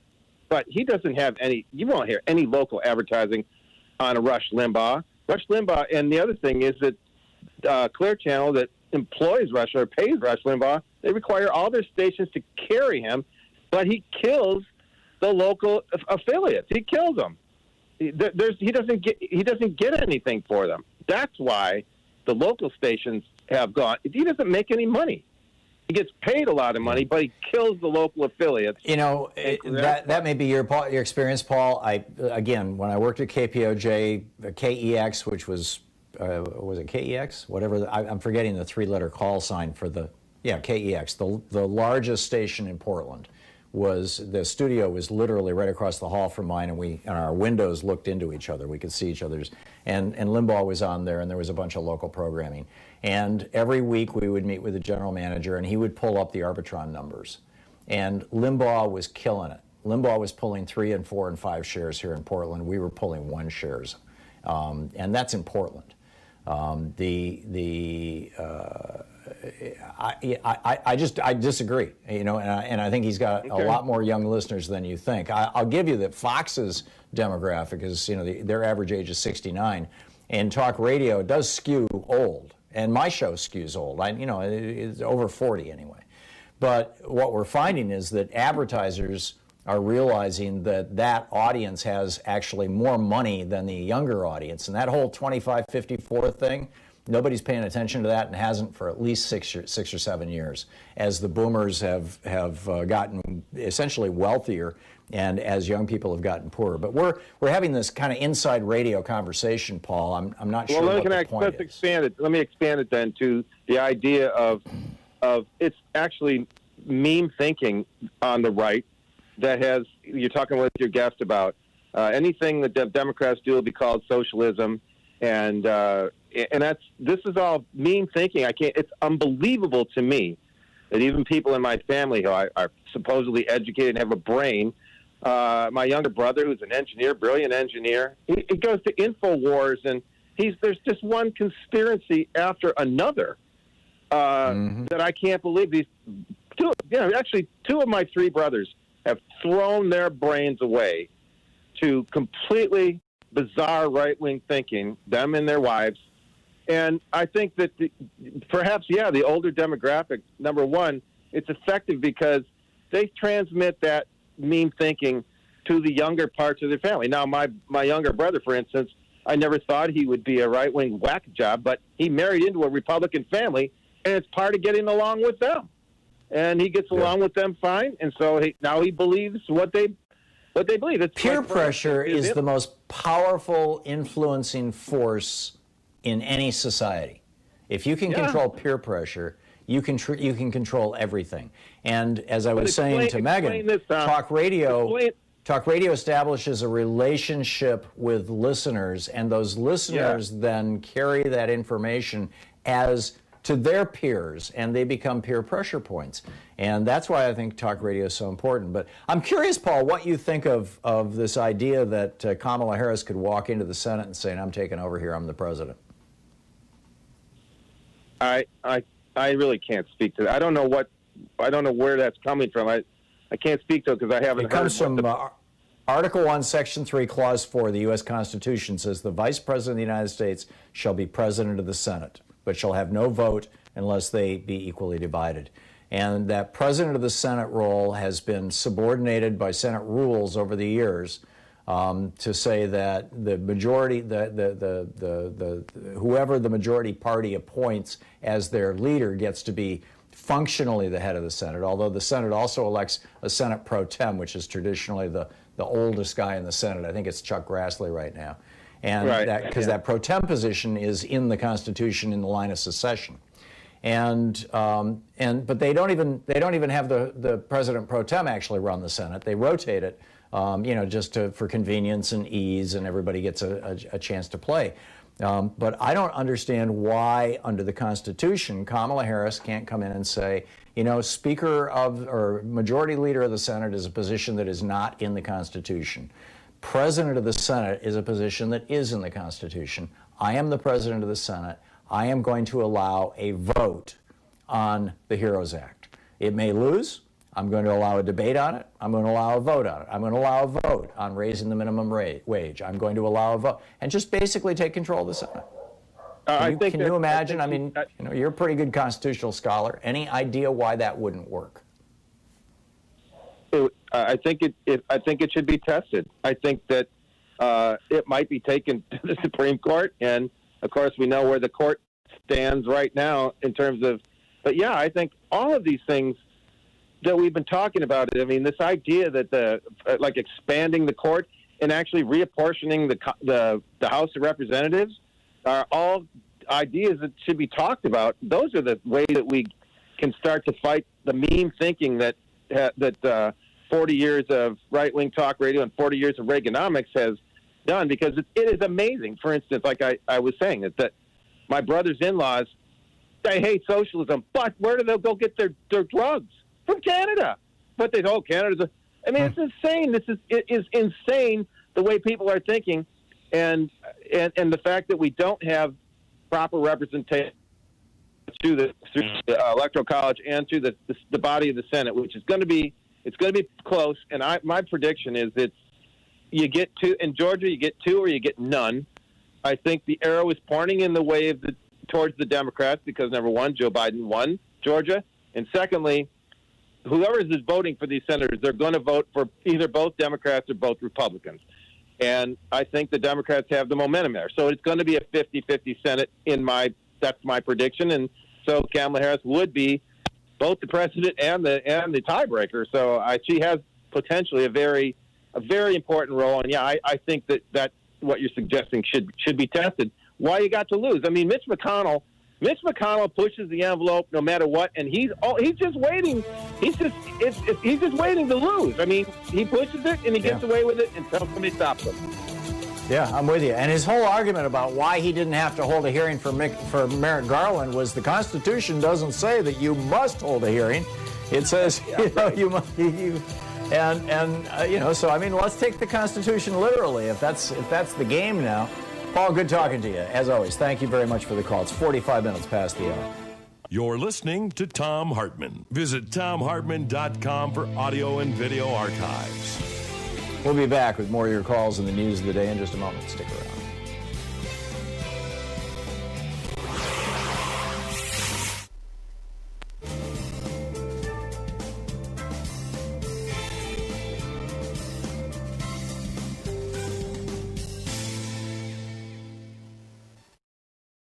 Welcome back.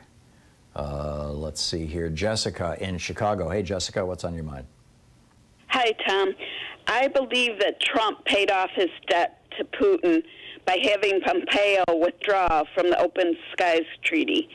And Trump and Pompeo didn't have Congress's permission to pull out of that treaty and destroy those planes. They are guilty of treason. And then I wanted to answer one of your questions about the Trump Library. I'm going to call Congress tomorrow and say there needs to be the Trump cemeteries. He doesn't deserve a library. We need to honor these poor people that have died of the COVID-19.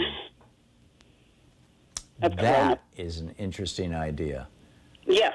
That is an interesting idea. Thank you. And it's something we think alike. We think alike. Yeah. You wonder if Congress could appropriate a little bit of money to build a mausoleum for ashes, because you can put a lot of people into a mausoleum if you're just sticking little urns in. To build a mausoleum in every major cemetery in America, there's probably 5,000 or 10,000 of them, and appropriate $100,000 each. Just be a few $1 million, or a few tens of millions, or even hundreds of millions, and call them Trump mausoleums. And, you know, in memory of the people that Trump killed with his lack of response to the... Yeah, well, however you want to define it. I don't disagree with that characterization. I think that it's more manslaughter than murder, but you know, some way of pointing that out. That's a good one. Hey, Dawn, Jessica, excuse me, thank you very much for the call. It's great to hear from you, and I appreciate the call. You're my kinder. Thank you. Oh, I'm sorry. I hit the button and then I heard a word. Beth in Albuquerque, New Mexico. What's on your mind, Beth? Hi, Tom. You have often said that committee chair people choose the candidates for the party, and the primaries. That's not the case in New Mexico. It might be in some other places, but not in New Mexico. So we have a very much more open format than that. The committee chair people actually organize meetings where if there's more than one candidate running for a position on the ballot, we have votes through the committee and then through a convention and so forth.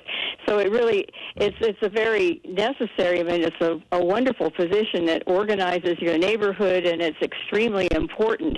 It just doesn't have that kind of specific power. If I took the word chair out of there and I simply said precinct committee people decide who the candidates are going to be, would I be accurate? Well, not quite, because the committee people are part of, they invite people to a meeting where we select people. Not most positions don't have a lot of candidates. If a candidate packs the meeting, they can get themselves nominated? At the state level, by the time it gets to the state level, yeah.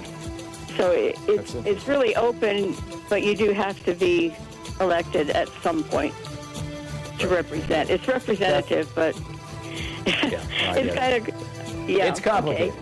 Okay. Thank you very much. I appreciate the call and for setting me straight. We'll be right back 10 minutes before the hour in just a second.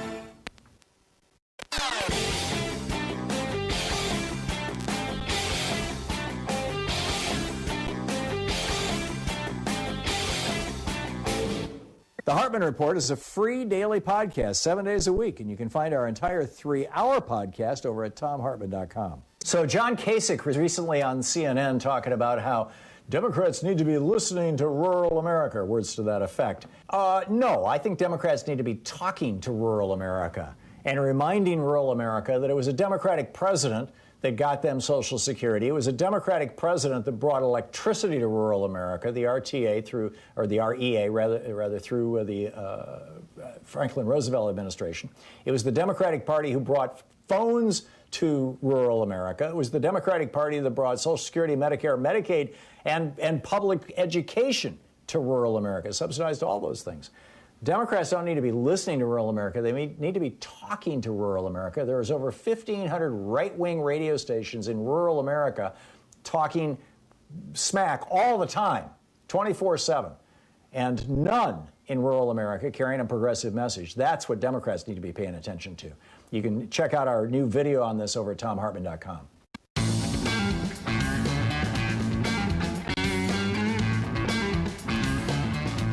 Welcome back. Thom Hartmann here with you and Kevin in Santa Fe. Hey, Kevin, what's on your mind?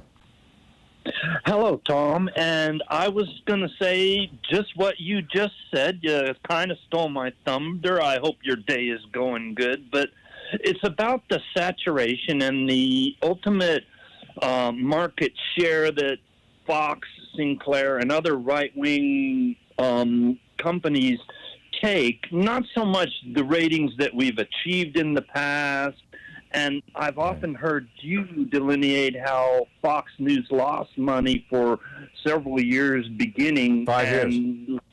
Like many businesses. They lost $100 million a year. You lose money in the first years. couple of years. You have to establish a base. Yeah, no, I agree, and when I was talking to Paul and I mentioned that our ratings were working to catch up with Rush Limbaugh, there were some months where we actually beat Rush Limbaugh, and I know up in Seattle, I regularly, on a regular basis, I was on a CBS station up there. I used to beat Rush Limbaugh all the time. Progressive talk radio can be competitive. Conservative talk radio can make money. The point is not either of those things, though. I think your point is absolutely right, Kevin. I mean, you're listening to KTRC in Santa Fe. I have been on this show has been on KTRC for what, 16 years, 17 years? I mean, that was one of our very first affiliates. And they have been with us through thick and thin, and I'm happy to record spots for them anytime. It's been a while since anybody's reached out to us, but we do this for all our affiliates. We do everything we can to help us support our commercial and our non-commercial affiliates. I do fundraisers for our nonprofit stations, and we need to be growing that. I mean, we're on the air in Santa Fe and Albuquerque and have been for years and years, and I'm watching New Mexico go blue. We were on the air up until very recently for years and years in Phoenix and Tempe. And we saw that state go blue. We're on the air in Minneapolis and in Chicago, and I think it's helping those areas where the places where you find progressive talk radio. I don't think it's there because there's a lot of progressives. I think it being there helps. I mean, obviously Madison. We're on the air in Madison, Wisconsin. Yes, there's a lot of progressives there, but I think that there's a relationship here, and it's one that we need to grow. We need to be growing progressive radio stations around the country. But again, it sounds like I'm just kind of tooting my own horn here, so I will stop at that point. I think it's incredibly important because it's a foundation of why the other side has so much what we call in the program contempt before investigation. They don't have open minds, and we need to get them just information. Yeah, I'm with you. Kevin, thank you for the call. Thanks for listening to KTRC. John, also in Santa Fe, New Mexico, listening to AM 1260 KTRC. Hey, John, what's up? Yes, thank you, Tom. I want to ask you a question about Tom Perez. I mean, where is he? We've had all this going on. We're hearing from the RNC president, and maybe I don't understand what Tom Perez's job is, or maybe he doesn't. I saw him on TV last night. Oh, is that right? That's the first time in a while, though, right? I mean, maybe a week or so. I mean, he comes on this show with some regularity. We could invite him back on, but I mean, I don't get your concern. I mean, the Republicans have been in the news because they're having, basically a massive food fight with each other. Right. Well, my concern, what's the old saying? When your enemy is hurting themselves, don't stop them, right? Let them go. Yeah. No. Well, I mean, we should be happy about the election results up to now. That's for sure. And but it could have been better. And I feel like I say, maybe I don't know what his job is. Maybe it's just fundraising or something. But as far as strategy yeah, he's basically an administrator. The guy who has basically final say on who's going to run for the Senate is Chuck Schumer, and I think he's made some huge mistakes, frankly. Yeah. Okay. Well, I agree with you there. Over in the House, the candidates for the House, that's a little more diffuse. It's not quite as top down. I'm not sure that Nancy Pelosi has anything close to the power that Chuck Schumer does. You got the Republican, senatorial campaign. You've got the Democratic, the DCCC and the RCCC, or SC, whatever it is. So there's a bunch of different bodies, and I'd like to see more progressive candidates out there, but it's happening, it's growing, and the Democratic Party is growing, and our message is growing. And frankly, if our votes would just get counted, I mean, this is a whole other topic, and I'm going to get Greg Palast on to talk about this next week probably. But what we're finding is that Republican districts have very few votes thrown out or disqualified or challenged. Particularly rural Republican areas, they're virtually 100% of all the votes get counted. Democratic areas, we saw in this election, it looks like between 5 and 7 million votes got thrown out, and almost all of Florida, them were in Democratic areas. And votes being challenged, et cetera. And we've got to get this under control, because I think that Democratic voters are turning up in huge numbers, and it's just that all of our votes aren't being counted because they're being challenged by Republicans saying, "Oh, that signature doesn't look right to me," or "I don't," they give them the crappy voting machines, or they, you have to stand in line for 5 hours or whatever. Incredible line. Got to do something about it. Yeah, there you go. John, thanks a lot for the call, and thanks for listening to KTRC. We'll be back. What would happen? Is it even possible that Kamala Harris can walk into the Senate and say, I'm here, I'm the president, I'm taking charge? Or am I just in la la land here? We'll be back. Stick around.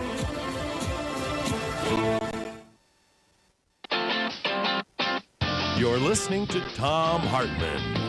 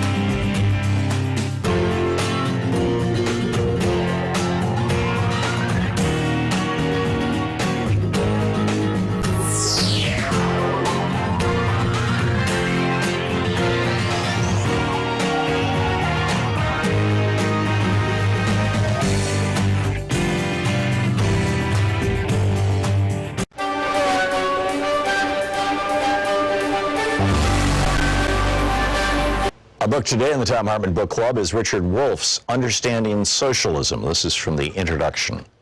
Socialism is a kind of yearning for a better life than what capitalism permits for most people. Socialist yearnings are as old as capitalism itself because they are its products. Where and when capitalism's problems and failings have accumulated criticism and critics, socialist voices have arisen. And so it is again now. Any serious discussion of socialism must begin by acknowledging socialism's rich diversity. Whatever particular aspect of socialism we choose to analyze, they need to be located within socialism's complexity. That avoids presenting one's own interpretation as if it were the entirety of socialism. In this book, I focus on the economic aspects of socialism, how it differs from capitalism in broad outlines. I'm more interested in socialist critiques of capitalism and their implications about socialist alternatives than in the particulars of the few early experiments in erecting socialist systems, USSR, People's Republic of China, and so on, that history so far offers. Finally, my own education and work constrain me to concentrate on Western Europe and North America. Some important aspects of socialism are thus not covered or discussed here. Yearnings for better lives, such as socialism proposes, are not new. In slave societies, the slaves hoped and dreamed of lives less hard and less out of their own control. Their yearning aimed to obtain freedom. They sought social change that would preclude any one person being the property of another. In feudal societies, the serfs, free in the sense that no one owned them, yearned for better lives too. Their subordination to lords included heavy labor and other burdens that they wanted lifted. They hoped and dreamed of a society in which they would not be bound to the land, the lord of that land, and the feudal dues of labor and subservience. The serfs mobilized in the 1789 French Revolution to demand liberty, equality, and brotherhood. In effect, the serfs had expanded on what the slaves had called freedom. In the American Revolution against British King George III, the revolutionaries were neither slaves nor serfs. They were mostly self-employed farmers, craftspeople, and merchants subject to a foreign feudal kingdom. They wanted liberty as individuals to pursue their dreams without hindrance from feudalism or monarchism, whether foreign or domestic. They added democracy to the goals advanced by the slaves and serfs before them. The different systems of slavery, feudalism, and small-scale self-employment produced masses of people yearning for better lives. Eventually, each of those systems provoked revolutions. Many people then sought to break away from and go beyond those systems. The French and American revolutions marked key moments in the social transformations of major pre-capitalist systems into capitalist ones.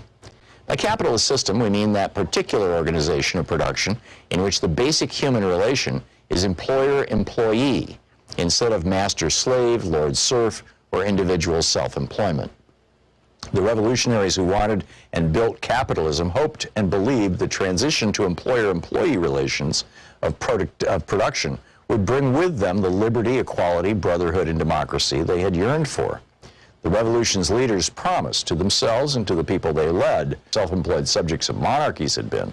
It also seriously limited freedom, independence, and democracy for many. Capitalism betrayed many of the promises made by its advocates. It produced and reproduced great inequalities of income and wealth.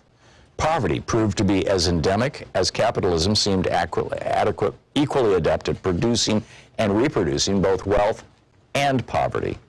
The capitalist rich used their wealth to shape and control politics and culture. Democratic forms hid very undemocratic content. The cyclical instability attending capitalism constantly threatened and hurt large numbers of people, and so on. Growing numbers of employees within capitalism began to yearn for better lives. They defined those yearnings first in the familiar terms of the earlier French and American revolutions: equality, fraternity, liberty, and democracy. They criticized a capitalism that failed to deliver those to most people and demanded social changes to achieve them. Many people still continue to want a better, softer, friendlier capitalism, where government regulates and intervenes to achieve more of what the French and American revolutionaries had yearned for and promised. They are also often self-defined as socialists. However, capitalism's development provoked another, different perspective that also called itself socialism. In that view, capitalism had not broken from slavery, feudalism, and monarchy nearly as much as its advocates had imagined. Slavery had masters' slaves, feudalism had lords' serfs, and monarchy had king subjects as their key sources of their inequalities, lack of freedom, oppressions, and conflicts. The employer-employee relation of production and capitalism generated parallel problems. Capitalism installed monarchies inside individual workplaces, even as monarchies outside workplaces were rejected. Kings mostly disappeared, but inside workplaces, the owners or their designated boards of directors assumed king-like powers. The book Understanding Socialism by Richard Wolff.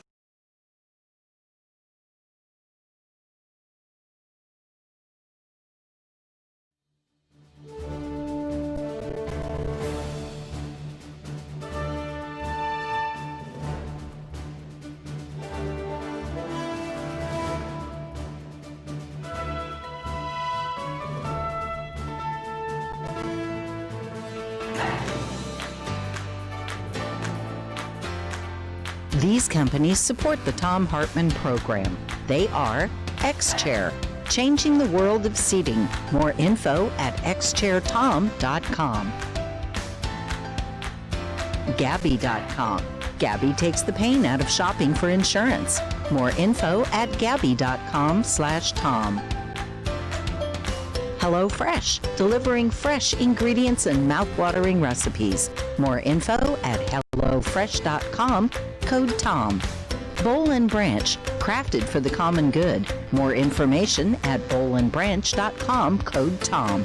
ExpressVPN, the VPN that just works. More info at expressvpn.com/Tom. And CB Distillery, CBD for sleeping. More info at cbdistillery.com, code TOM.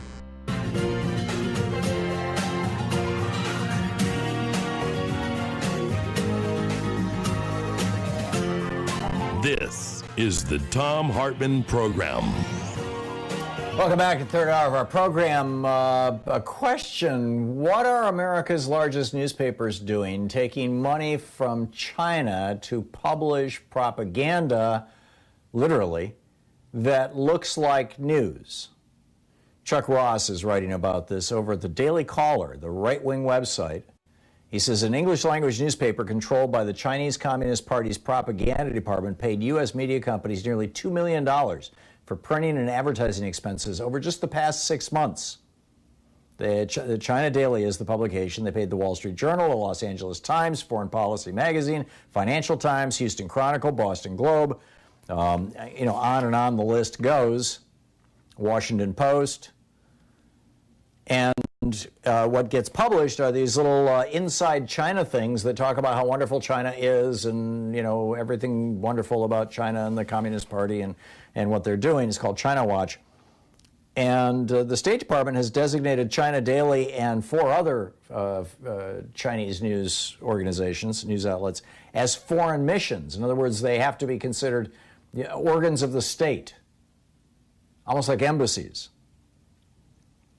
But our newspapers are taking money from them and not seeing in those newspapers much of a discussion about the fact that China's economy is now larger than ours, and their military is growing by leaps and bounds, and they're threatening Taiwan and other things in the region, and the whole discussion about the Thucydides trap has kind of vanished, which I really think we should be having a conversation about.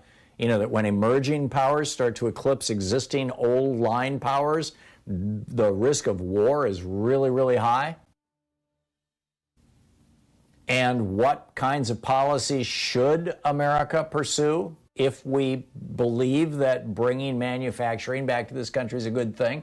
And I think there's an absolute consensus, except among the Tom Friedman crowd, you know, the olive tree and the Lexus, the people who believe that, oh, if you just let, you know, all the manufacturing jobs go to the low-wage countries and let the high-wage countries, you know, just buy all the products, somehow everybody's going to get along, except that the high-wage countries are no longer high-wage countries.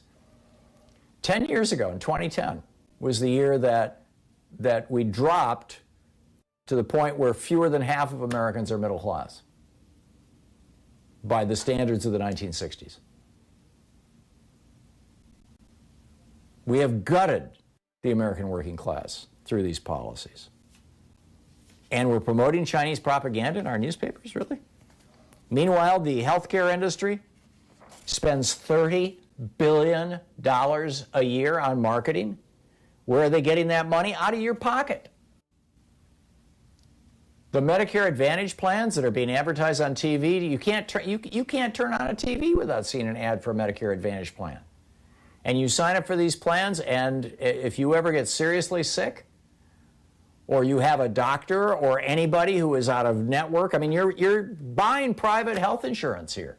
It's called Medicare Advantage because George W. Bush and the Republicans passed that back in 2003, and it was implemented in 2005 as a way of privatizing Social Security. And over a quarter of all people who think they're on Social Security now are actually using these private Medicare Advantage plans where they can screw you. They can change the terms anytime they want. They can kick you out. They can refuse services to you. This is what happened to Mark Pocan's mother. He was telling us about it on the air 2 weeks ago. Yeah, they just decided they're not going to pay for a physical therapy anymore. Can you fight it? No, it's a private insurance company. You got the drug companies. You know, there's only 2 countries in the developed world that allow drug companies to advertise on TV, the U.S. and New Zealand. There's a little bit of a libertarian streak in very progressive New Zealand. But, you know, drug advertising there is under control, at least. Here, it is totally out of control. And for the drug companies, I mean, they spent, what was it? Last year, they spent $9.6 billion. Now, you give 5 networks $9 billion, and they're going to treat you very nicely. Why aren't we having a conversation in the United States, in our news, in our opinion pieces? Why isn't 60 Minutes doing an investigation of why it is that Americans are literally paying, in some cases, 10, 20, 30 times more than citizens of any other developed country in the world? Why is it that nobody is pointing out on a daily basis that people who are on Medicare have to pay the full, or at least Medicare reimbursement, have to pay the full retail price? If a tablet of penicillin, 1 tablet, sells for $1, but if you buy 100 tablets, it's $20. And if you buy 1,000,000 tablets, it becomes 5 cents a piece. And if you buy 100 million tablets, you can get them for 3 cents a piece. But Medicare still has to pay the $1 a tablet because that's in the law that George W. Bush and the Republicans pushed through Congress in 2003 when they controlled the House, the Senate, and everything else. That's part of Medicare, you know, the reform that brought us Medicare Advantage also. The whole Medicare Part D thing with the donut hole. So we're going to stick seniors for some of this too. U.S. health spending is the highest in the world. We spent $3.3 trillion, 17.8% of gross domestic product in 2016, the last year that there are numbers available. And you wonder why we're getting screwed? Meanwhile, I was speaking earlier about the Republican Party and what they're all about and why Mitch McConnell and the Republicans in the Senate, who are wholly beholden to right-wing billionaires, so wholly beholden, you will not find a single Republican senator who will come out and say, yes, climate change is real, it's caused by burning fossil fuels, and it's a crisis. Not one. Why? Because of money from right-wing fossil fuel billionaires and the fossil fuel industry that has been lying through its teeth to us since the 60s, when they knew that they were affecting our atmosphere. It's all about the money. Well, it turns out it's not just all about the money. It's also all about the white supremacy. Nicholas Carteron wrote a great piece over at Medium.com. He points out the Republican Party was birthed in 1854 as a backlash against the Kansas-Nebraska Act, because the people who started the Republican Party did not want slavery to continue extending into the new states in the West. And that party, he says, died on July 2nd, 1964. What happened on July 2nd, 1964? That was the day that Lyndon Johnson signed the Civil Rights Act. And the Republican Party officially said, okay, that's it. We're no longer the party of pluralism. We are now the party of white supremacy. We are going to pick up all those Southern Democrats, those Strom Thurmonds, those Dixiecrats. As Kevin Phillips wrote in a 1970 piece in the New York Times, he said, from now on, the Republicans are never going to get more than 10 to 20% of the Negro vote, and you don't need any more than that. But Republicans would be short-sighted if they weakened enforcement of the Voting Rights Act. The more Negroes who register as Democrats in the South, the sooner the Negrophobe whites will quit the Democrats and become Republicans. Kevin Phillips, the godfather of, the modern Republican Party, although he has since recanted, saying basically, yes, let's encourage black people to become Democrats because that's going to drive the Republicans crazy, and it'll drive up, activity among the white, basically racist, bigoted Republican base. And that's how we got a president who campaigned on birtherism and building a wall to keep brown people out of the United States in the White House. I'll share a little more on this with you on the other side of the Thom Hartmann Program. And then pick up your phone call. Stick around. We'll be right back. It's 15 minutes past the hour here on the Thom Hartmann Program, occupying the media 3 hours a day, 5 days a week, right here.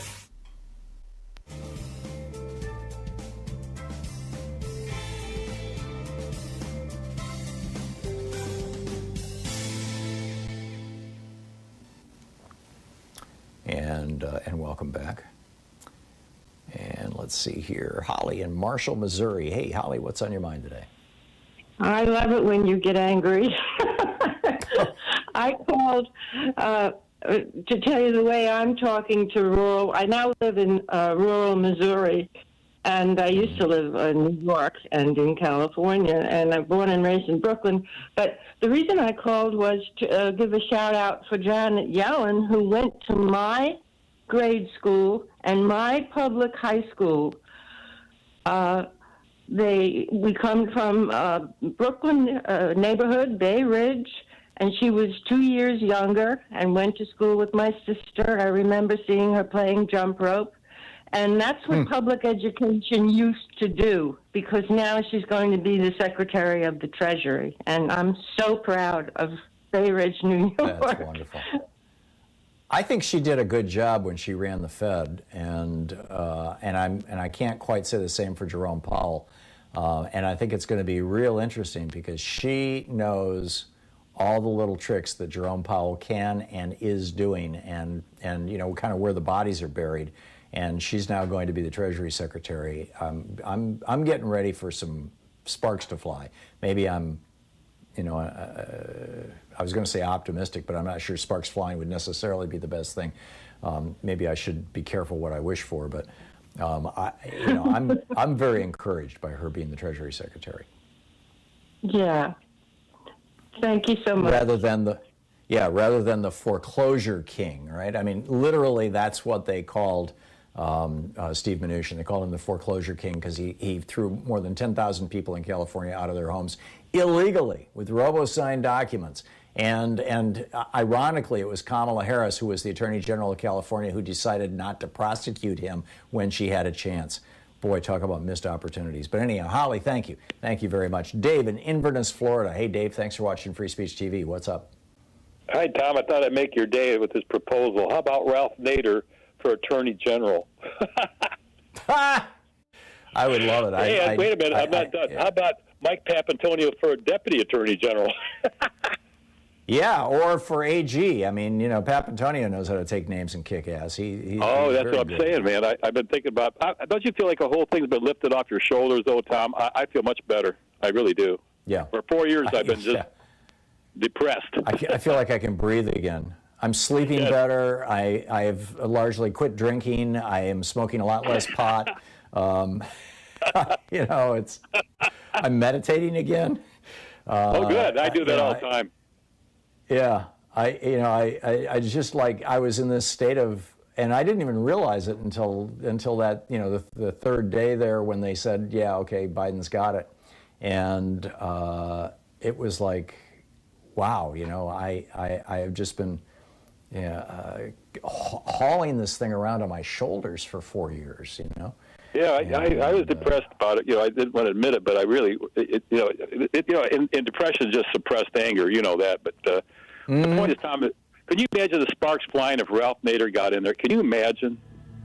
Oh, I'd love it. I'd love it. Ralph is one of my absolute favorite people. I was so honored when he wrote the foreword for my most recent book, The Hidden History of the War on Monopolies. And, yeah, I know that. He's had me on his podcast. It's a great podcast, the Ralph Nader Hour. Well, I listen to it Tom, every can't week. you talk to Ralph and see if he can, you know, volunteer? Yeah. I doubt he's up for it, but who knows? We should get him on the show. Dave, thank you very much. Great talking with you. We'll be right back.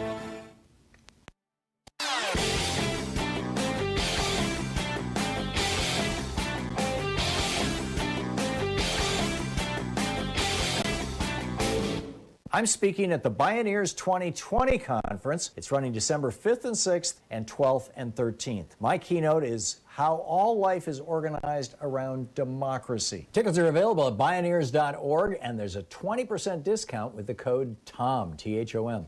So for our Thom Hartmann Insider videotape that is over, or videotape, YouTube, whatever you want to call it, private video that's available over at TomHartmann.com.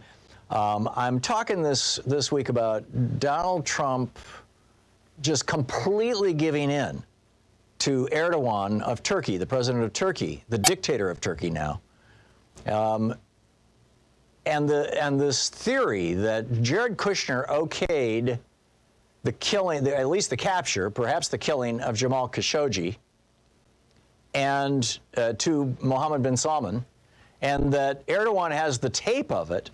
And that when he called up Donald Trump a couple weeks ago and said, I want you to pull out of Syria and give me those Kurds so I can kill them and take that land, that he did it because Erdogan threatened him. And then Erdogan comes to the United States, a week or two later and gets a whole state dinner thing. Check it all out. It's over at TomHartmann.com. I think you'll find it fascinating.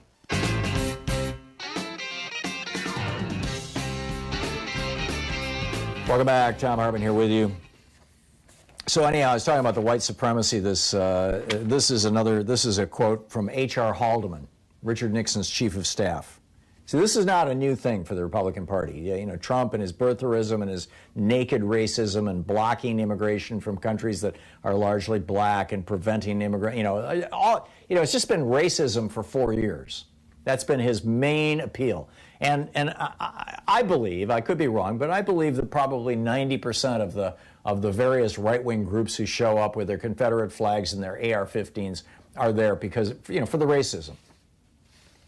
So this is what H.R. Haldeman said. He was Nixon's chief of staff. He said, Nixon's advisors recognized, again, this is the chief of staff to the President of the United States, Richard Nixon. This was after they left office. He says, Nixon's advisors recognized that they could not appeal directly to voters on issues of white supremacy or racism, But Nixon emphasized that you have to face the fact that the whole problem is really the blacks. The key for us was to devise a system that recognized this while not appearing to. And with the aid of Harry Dent and South Carolina Senator Strom Thurmond, who had switched to the Republican Party in 1964, Nixon ran his 1968 campaign on states' rights and law and order. States' rights, law and order. These are both euphemisms for white supremacy, white power, black suppression. Period. Full stop. This is why Trump was out there tweeting, alternating between tweeting, law and order, law and order, law and order. Suburban women, the low-income housing is coming into your suburbs. Oh, my God, I'm going to stop it. Don't worry. It was all about saying to white people, we're gonna keep the black people out. Don't worry. We've all heard the Lee Atwater, thing. I'm not even going to quote it. It's just so disgusting. And then Paul Weyrich.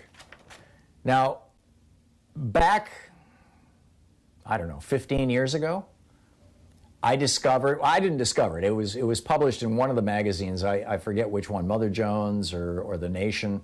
One of those reporters had found this Paul Weyrich clip, and it was in this article, and it appeared, and it kind of went away, and for a couple of years, nobody even knew it was there.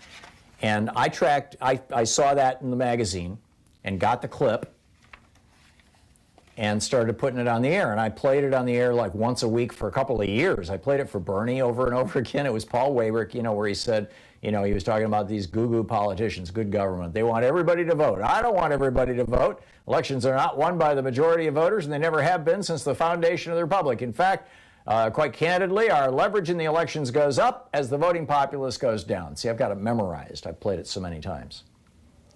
Well, here's something else that Paul Weyrich said. And this was in 1990. This was 10 years later. He said, let's remember that the religious right did not come together in response to the Roe v. Wade decision.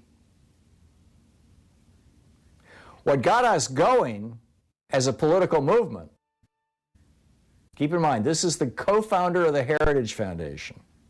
This was the guy who helped run the Reagan campaign in 1980, explaining what brought the Republican Party back into power after the Nixon disaster. And it was in part their association with the religious right. Paul Weyrich himself was a big person in the religious right. And he says the religious right did not come together in response to the Roe decision, as most people think. What actually got us going as a political movement was the attempt on the part of the Internal Revenue Service to rescind the tax-exempt status of Bob Jones University because of its racially discriminatory policies. This is what animated the religious right. Racism. It wasn't abortion. They picked up abortion long after the fact. In 1979, Ronald Reagan was proud and bragging about the fact that he had signed a law as governor of California that increased access to abortion in that state. George Herbert Walker Bush in 1979 was on the board of advisors of Planned Parenthood. They were both pro-choice. That all flipped in 1980 when several people in the religious right thought, hey, here's an issue we can ride. It's working well for the Catholics. Let's jump on this. But the thing that had brought them together a decade before that was when the Internal Revenue Service said to Bob Jones University, an all-white Christian college, you may not racially discriminate and maintain your tax-exempt status. And this was an explosion in the late 1960s, early 1970s. I forget the exact year, but it was after the Civil Rights Act was passed.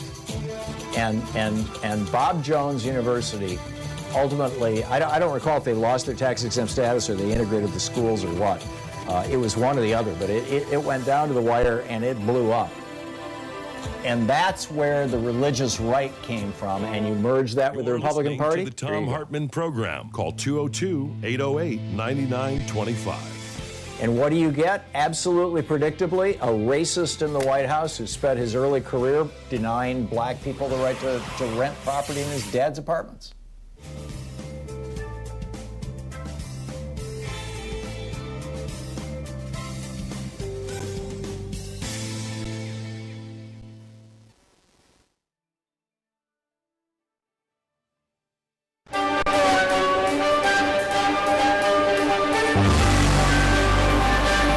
Our book today in the Thom Hartmann Book Club is Richard Wolff's Understanding Socialism. This is from the introduction.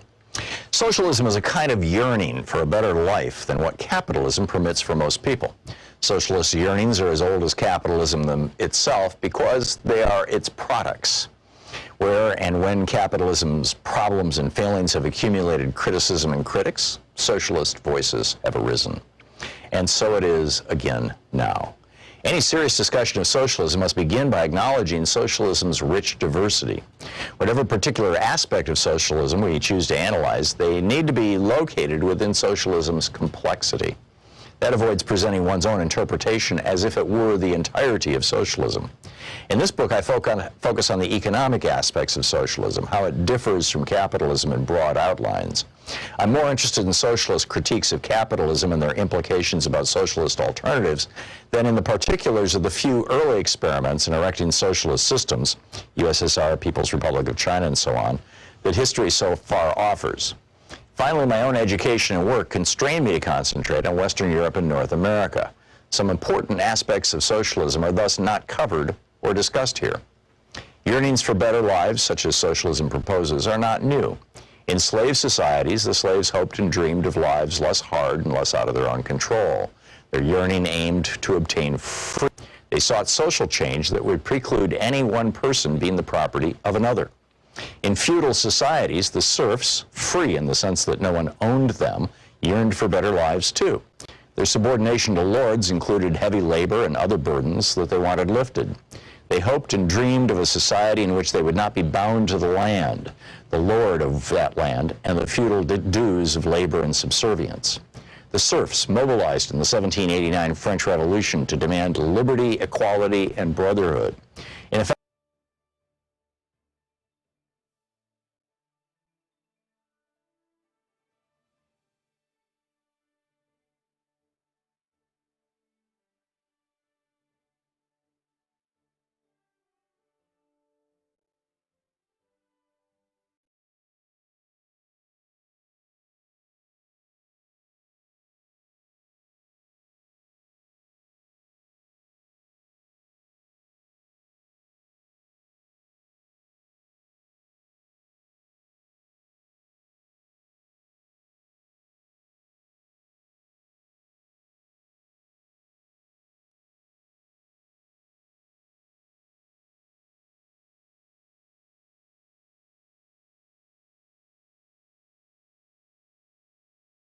the serfs had expanded on what the slaves had called freedom.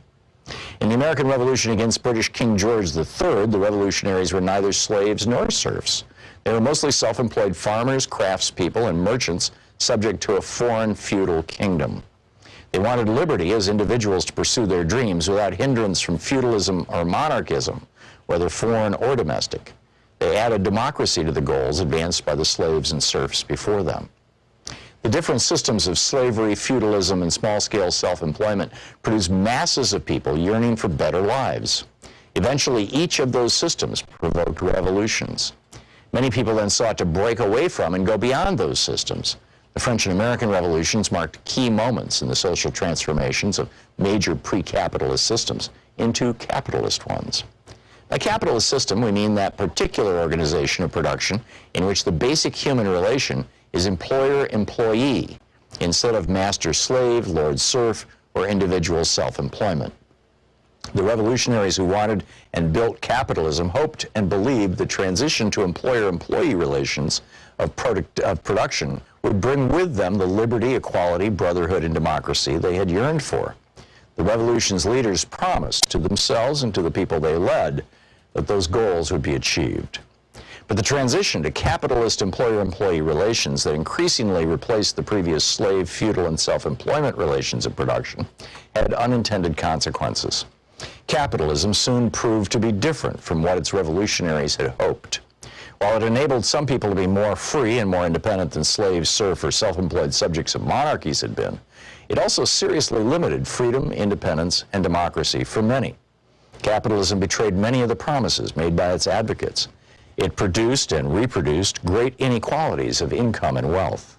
Poverty proved to be as endemic as capitalism seemed equally adept at producing and reproducing both wealth and poverty.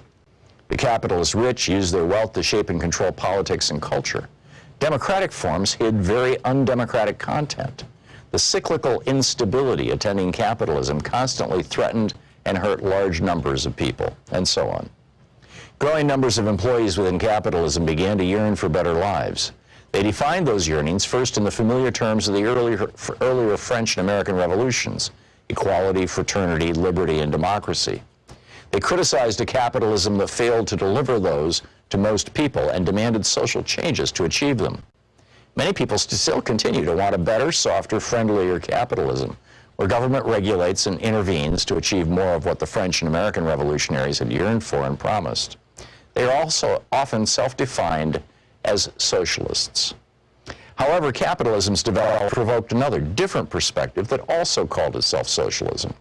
In that view, capitalism had not broken from slavery, feudalism, and monarchy nearly as much as its advocates had imagined. Slavery had master slaves, feudalism had lord serfs, and monarchy had king subjects. So we've got a new video up over at thomhartmann.com for the folks who support our program, and it's about exactly why rich people, I'm talking about people who make more than $1 million a year marginally, and over $3 million a year, you know, that group totally, why this group of people who are multi-millionaires and are literally bringing into the house over $1 million a year and over $3 million a year, why would they want to destroy Obamacare? Turns out there's a very simple answer, and a very straightforward answer, and a rather shocking answer, that they would put all this time and effort, years of work, into trying to kill Obamacare and throw 20, 30, 40,000 people, million people, excuse me, off their health care. And you can see it, hear it, read all about it, as it were, over at thomhartmann.com in our new members-only video.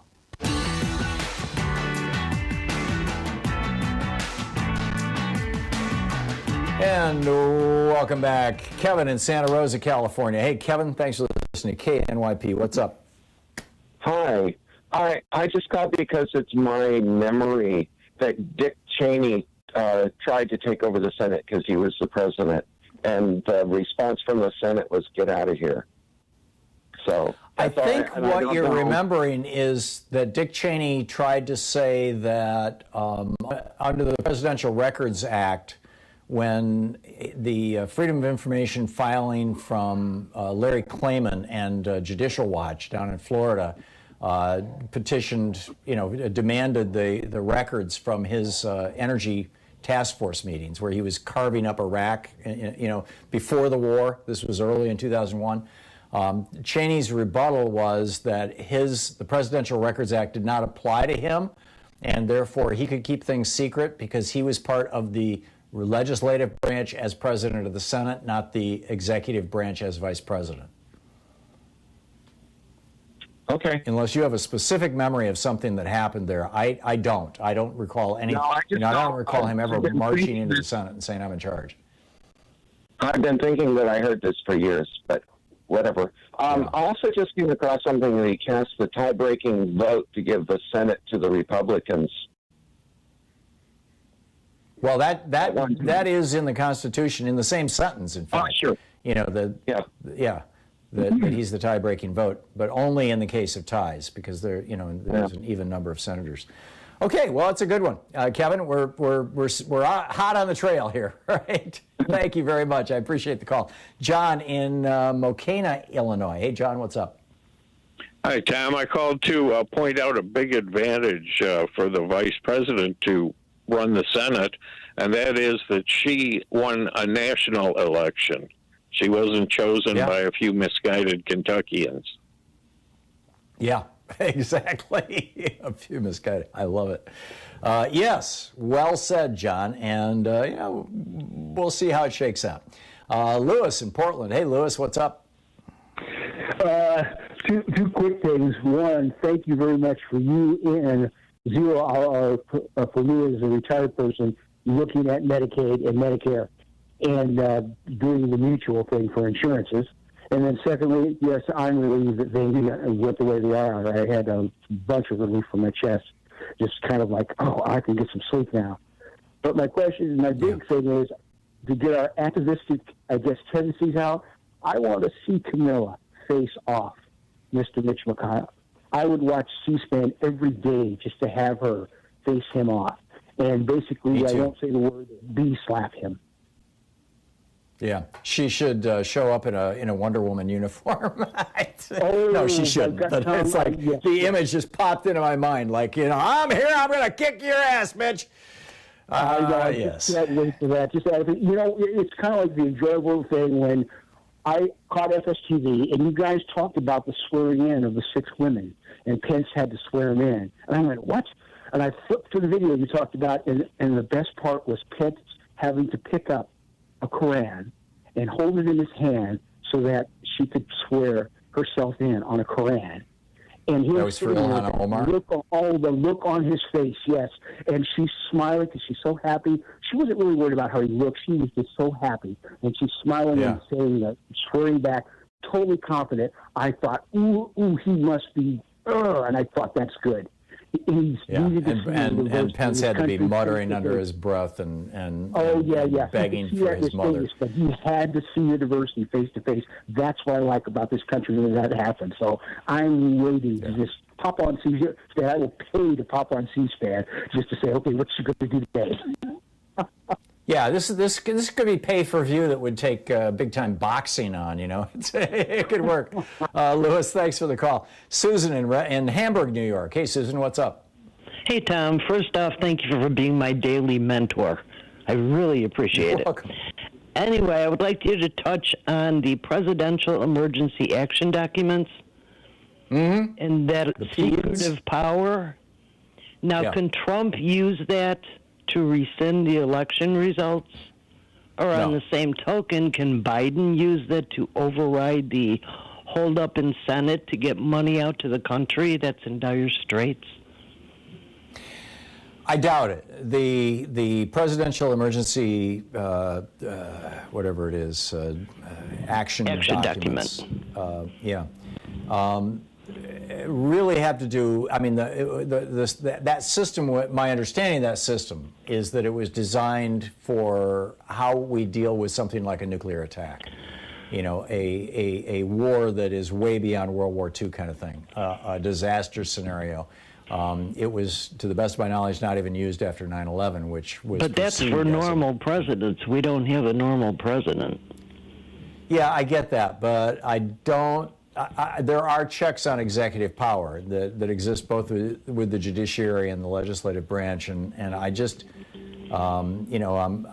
somebody called about this maybe 4 or 5 months ago, or maybe even more recently, 2 or 3 months ago, and I did a deep dive looking them up and reading, all about them, and just kind of got the sense that this is not a clear and present danger. It's an issue, but it's not a clear and present danger. Okay, I have to move along, but thank you for the call. You eased my mind. Okay, good. Have a great afternoon. Thank you.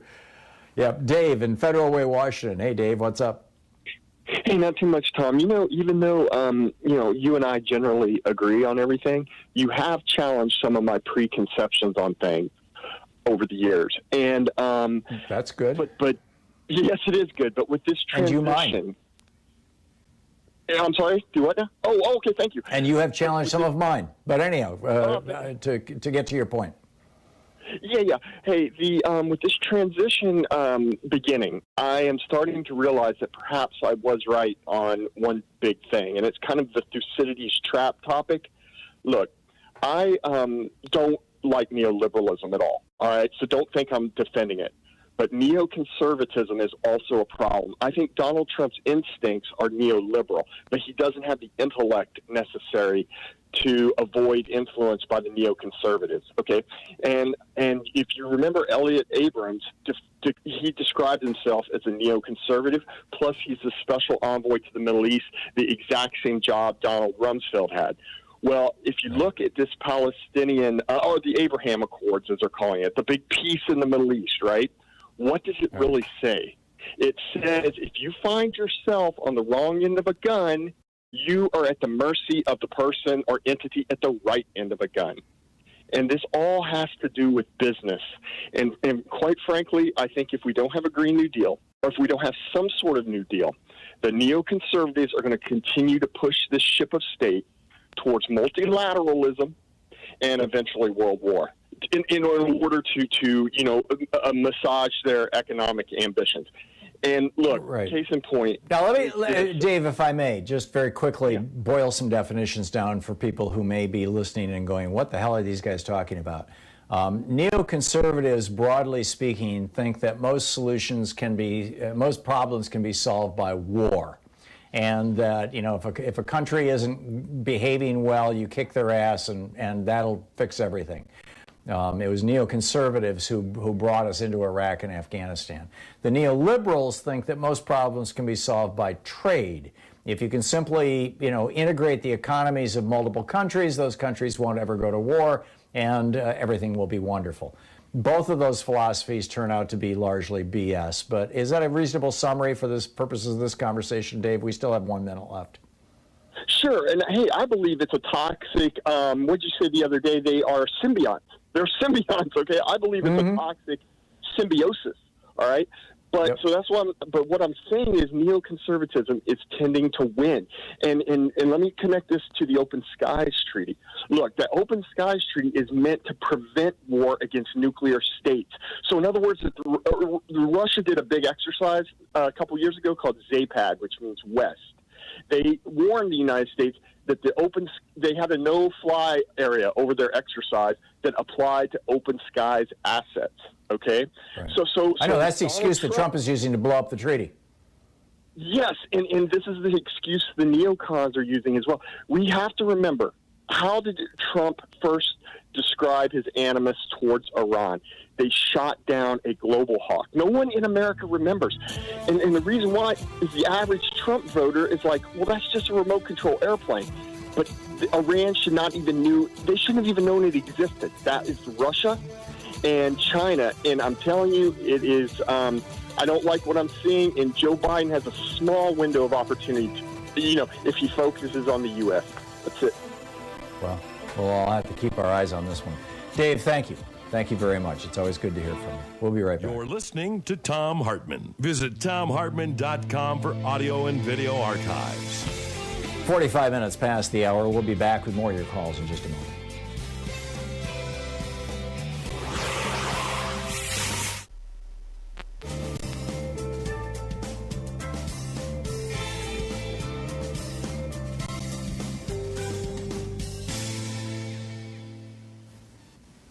And welcome back.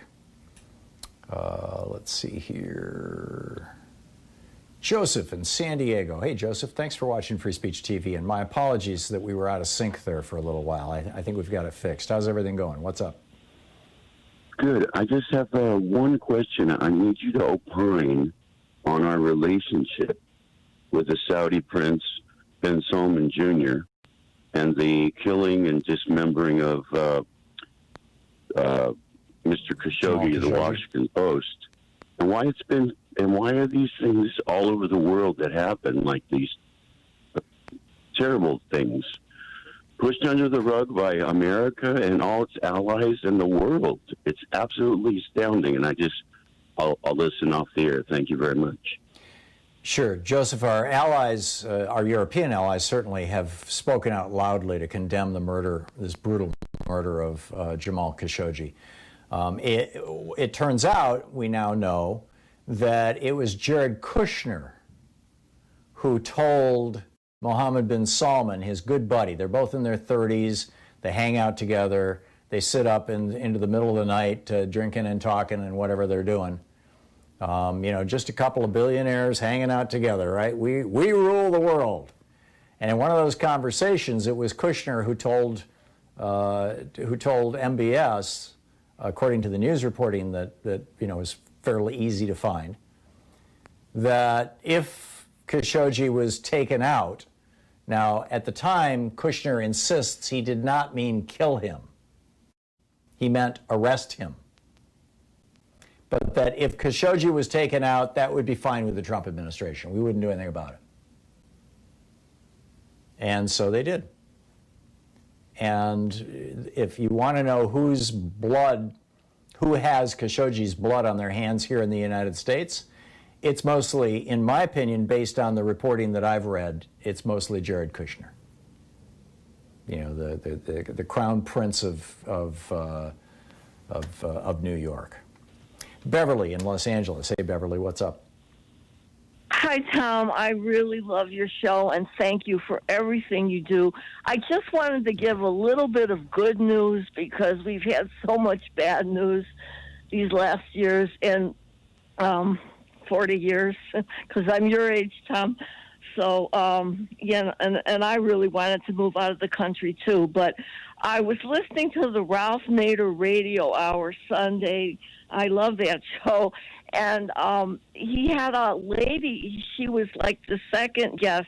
Her name was Katie. After about 15 minutes, she came on, and she really spoke the majority of the time. And she was telling how she simply put, she was starting to learn about gerrymandering for the first time, and she put some sort of on her social media, she wrote what she knew about it and wanted some people, to tell her more, to get her, how could she get involved? This was such a terrible thing, what the Republicans were doing with that, with the gerrymandering. And she said she got such an outpouring of mostly Democrats, of course, that wanted to help her. And now she was able to actually make some changes, and she's going to keep working at it. And she says everyone in every community should really look into this. And it's something that I want to try to find some energy to do.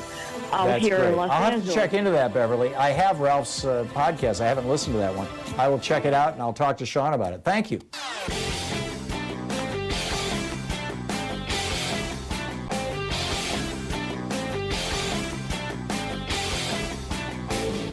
Share the Thom Hartmann Program with your friends. We're available on SiriusXM, Free Speech TV, Pacifica, commercial stations nationwide, YouTube, Twitter, Facebook, on the Thom Hartmann app, and you can even tell your smart speaker to listen to the Thom Hartmann Program. Our video for our supporters of our program this week that's available over at ThomHartmann.com talks about the radical idea of universal health care. What countries in the world might actually have universal health care, something that, according to Republicans, we're just not smart enough or competent enough or whatever. It's too radical an idea, They include Australia, Austria, Belgium, Canada, Chile, Czech Republic, Denmark, Finland, France, Germany, Greece, Hungary, Iceland, Israel, Italy, Japan, the Netherlands, New Zealand, Norway, Poland, Portugal, South Korea, Spain, Sweden, Switzerland, Turkey, and the United Kingdom. So why can't we do it here? Well, because you've got an entire political party, the Republican Party, and a few Democrats who are wholly owned subsidiaries of the health insurance industry. And you got a health insurance industry that's paying its CEOs millions, in one case, United Healthcare, billions, or billion. And so, good luck. Anyhow, it's over at ThomHartmann.com.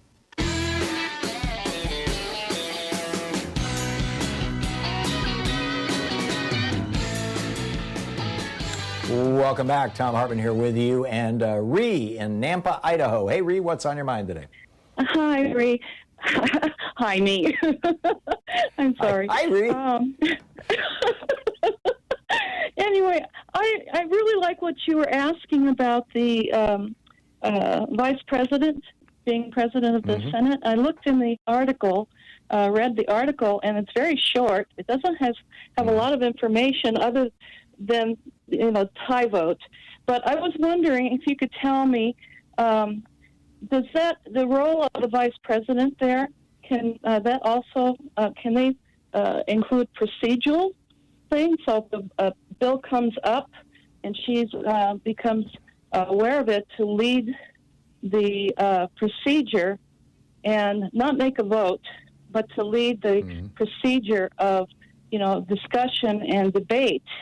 And if McConnell won't do that, I mean, he's done it. He's done the same thing. When there's vague information about what he can do and what he can't do, he comes up with his own rules. And more or less, and I'm thinking, here's the problem, Ree. There's an essential conflict in the Constitution with regard to this. You've got one article of the Constitution, Article 1, Section 3, Clause 4, that says that the Vice President is the President of the Senate. Also in Article 1, and I don't have it right in front of me, but from memory, it says that both the House and Senate shall determine their own rules at the beginning of each session. So every 2 years, the House and Senate essentially reboot, and typically what they do is simply adopt the rules from the previous session. Although, if they're going to change something, do away with the filibuster, whatever it may be, that's when they do it. Although it's not when they have to do it, but that's typically when it happens. So the rules of the Senate put Mitch McConnell in charge, the current rules. And the Constitution says the Senate can make their own rules. The Constitution also says the Vice President is the President of the Senate. But it doesn't say what the job of the President of the Senate is. And that's why Jefferson wrote the first version of the rules for the Senate, which kind of stand to this day. And Jefferson was a big fan of splitting power up. He didn't want, particularly executive power, he didn't want the executive branch to have so much power, which they would be, this would be a power grab. If Kamala Harris walked into the Senate and said, okay, I'm the President of the Senate, I'm taking some responsibility here, that would be the executive branch arguably inserting itself into the legislative branch. Although, again, the Constitution is ambiguous about this, and it would probably end up before the Supreme Court. Because we just don't know. And how the Supreme Court is going to rule, I mean, you've got a couple of people on the Supreme Court. You've got Gorsuch and Coney Barrett, who both call themselves textualists as well as originalists, which means whatever the plain language of the Constitution says, that's what we're going to do. Well, the Constitution's plain language says the Vice President of the United States is the President of the Senate. And then on the other hand, it also says that the Senate can make its own rules. So, we may be go ahead. She can't monitor key bills to get a debate going then, right? I don't know. I mean, this is one of those areas where it has, in 240 years, it's never been tested. Just like, a couple of years ago, in 240 years, there had never been a time when the Senate said, we're going to refuse to consider a presidential nomination for the Supreme Court or for over 100 other federal judgeships. And, Mitch McConnell pulled that thing off, and I think he had no authority to do it, but he did it. So, anyhow, Rhea, I got to move along, but thank you for the call. It's great to hear from you. Bob in Portland. Hey, Bob, what's up? Hey, thank you, Tom. Listen, looking at the Articles 3 here, I see that the Vice President shall be, the President of the Senate. And the next statement is that she shows that she continues in that position. In the absence of the Vice President, they'll have a pro temp. But so what I see here is a mandate that, according to the opening statement, to secure prosperity and so forth and so on, the people speak, and there's 6 million other people that have spoke. She should go into the Senate and say, I'm here as a mandate. The American public have voted us in, and because of that, I am going to establish for the first time what it means to be the President of the Senate. And in other words, she should just stick right to the Constitution and go for it. Like someone said, right, and here's the question. On your show. If Mitch McConnell was the Vice President, what would he do? He would do this. Same thing. Take control. Right. He would do it. What go in, take names, and kick ass. Yeah. I'm with you. I'm gonna, as I said, I'm gonna do some research on this afternoon. I'll report back tomorrow. I believe Mark Pocan is going to be with us for the first hour tomorrow, taking your calls, and we're heading toward Thanksgiving. So, but anyway, Good. We'll continue the conversation. Thanks so much for being with us today. Don't forget, democracy is not a spectator sport. It requires you. Seriously. It all begins when you get active. So get out there, get active, tag. You're it. Have a great afternoon. Be good to yourself and people around you. We all need it now. Thank you. We'll see you tomorrow. You've been listening to Thom Hartmann. For audio and video archives, visit thomhartmann.com.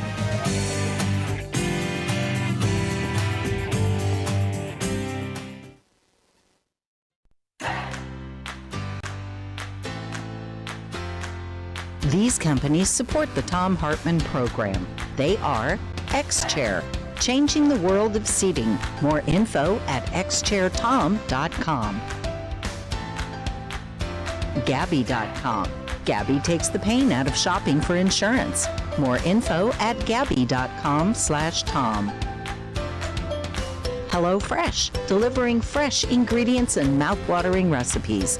More info at hellofresh.com, code TOM. Boll and Branch, crafted for the common good. More information at bollandbranch.com, code TOM.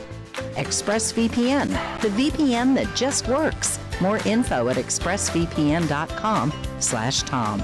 And CB Distillery, CBD for sleeping. More info at cbdistillery.com, code TOM.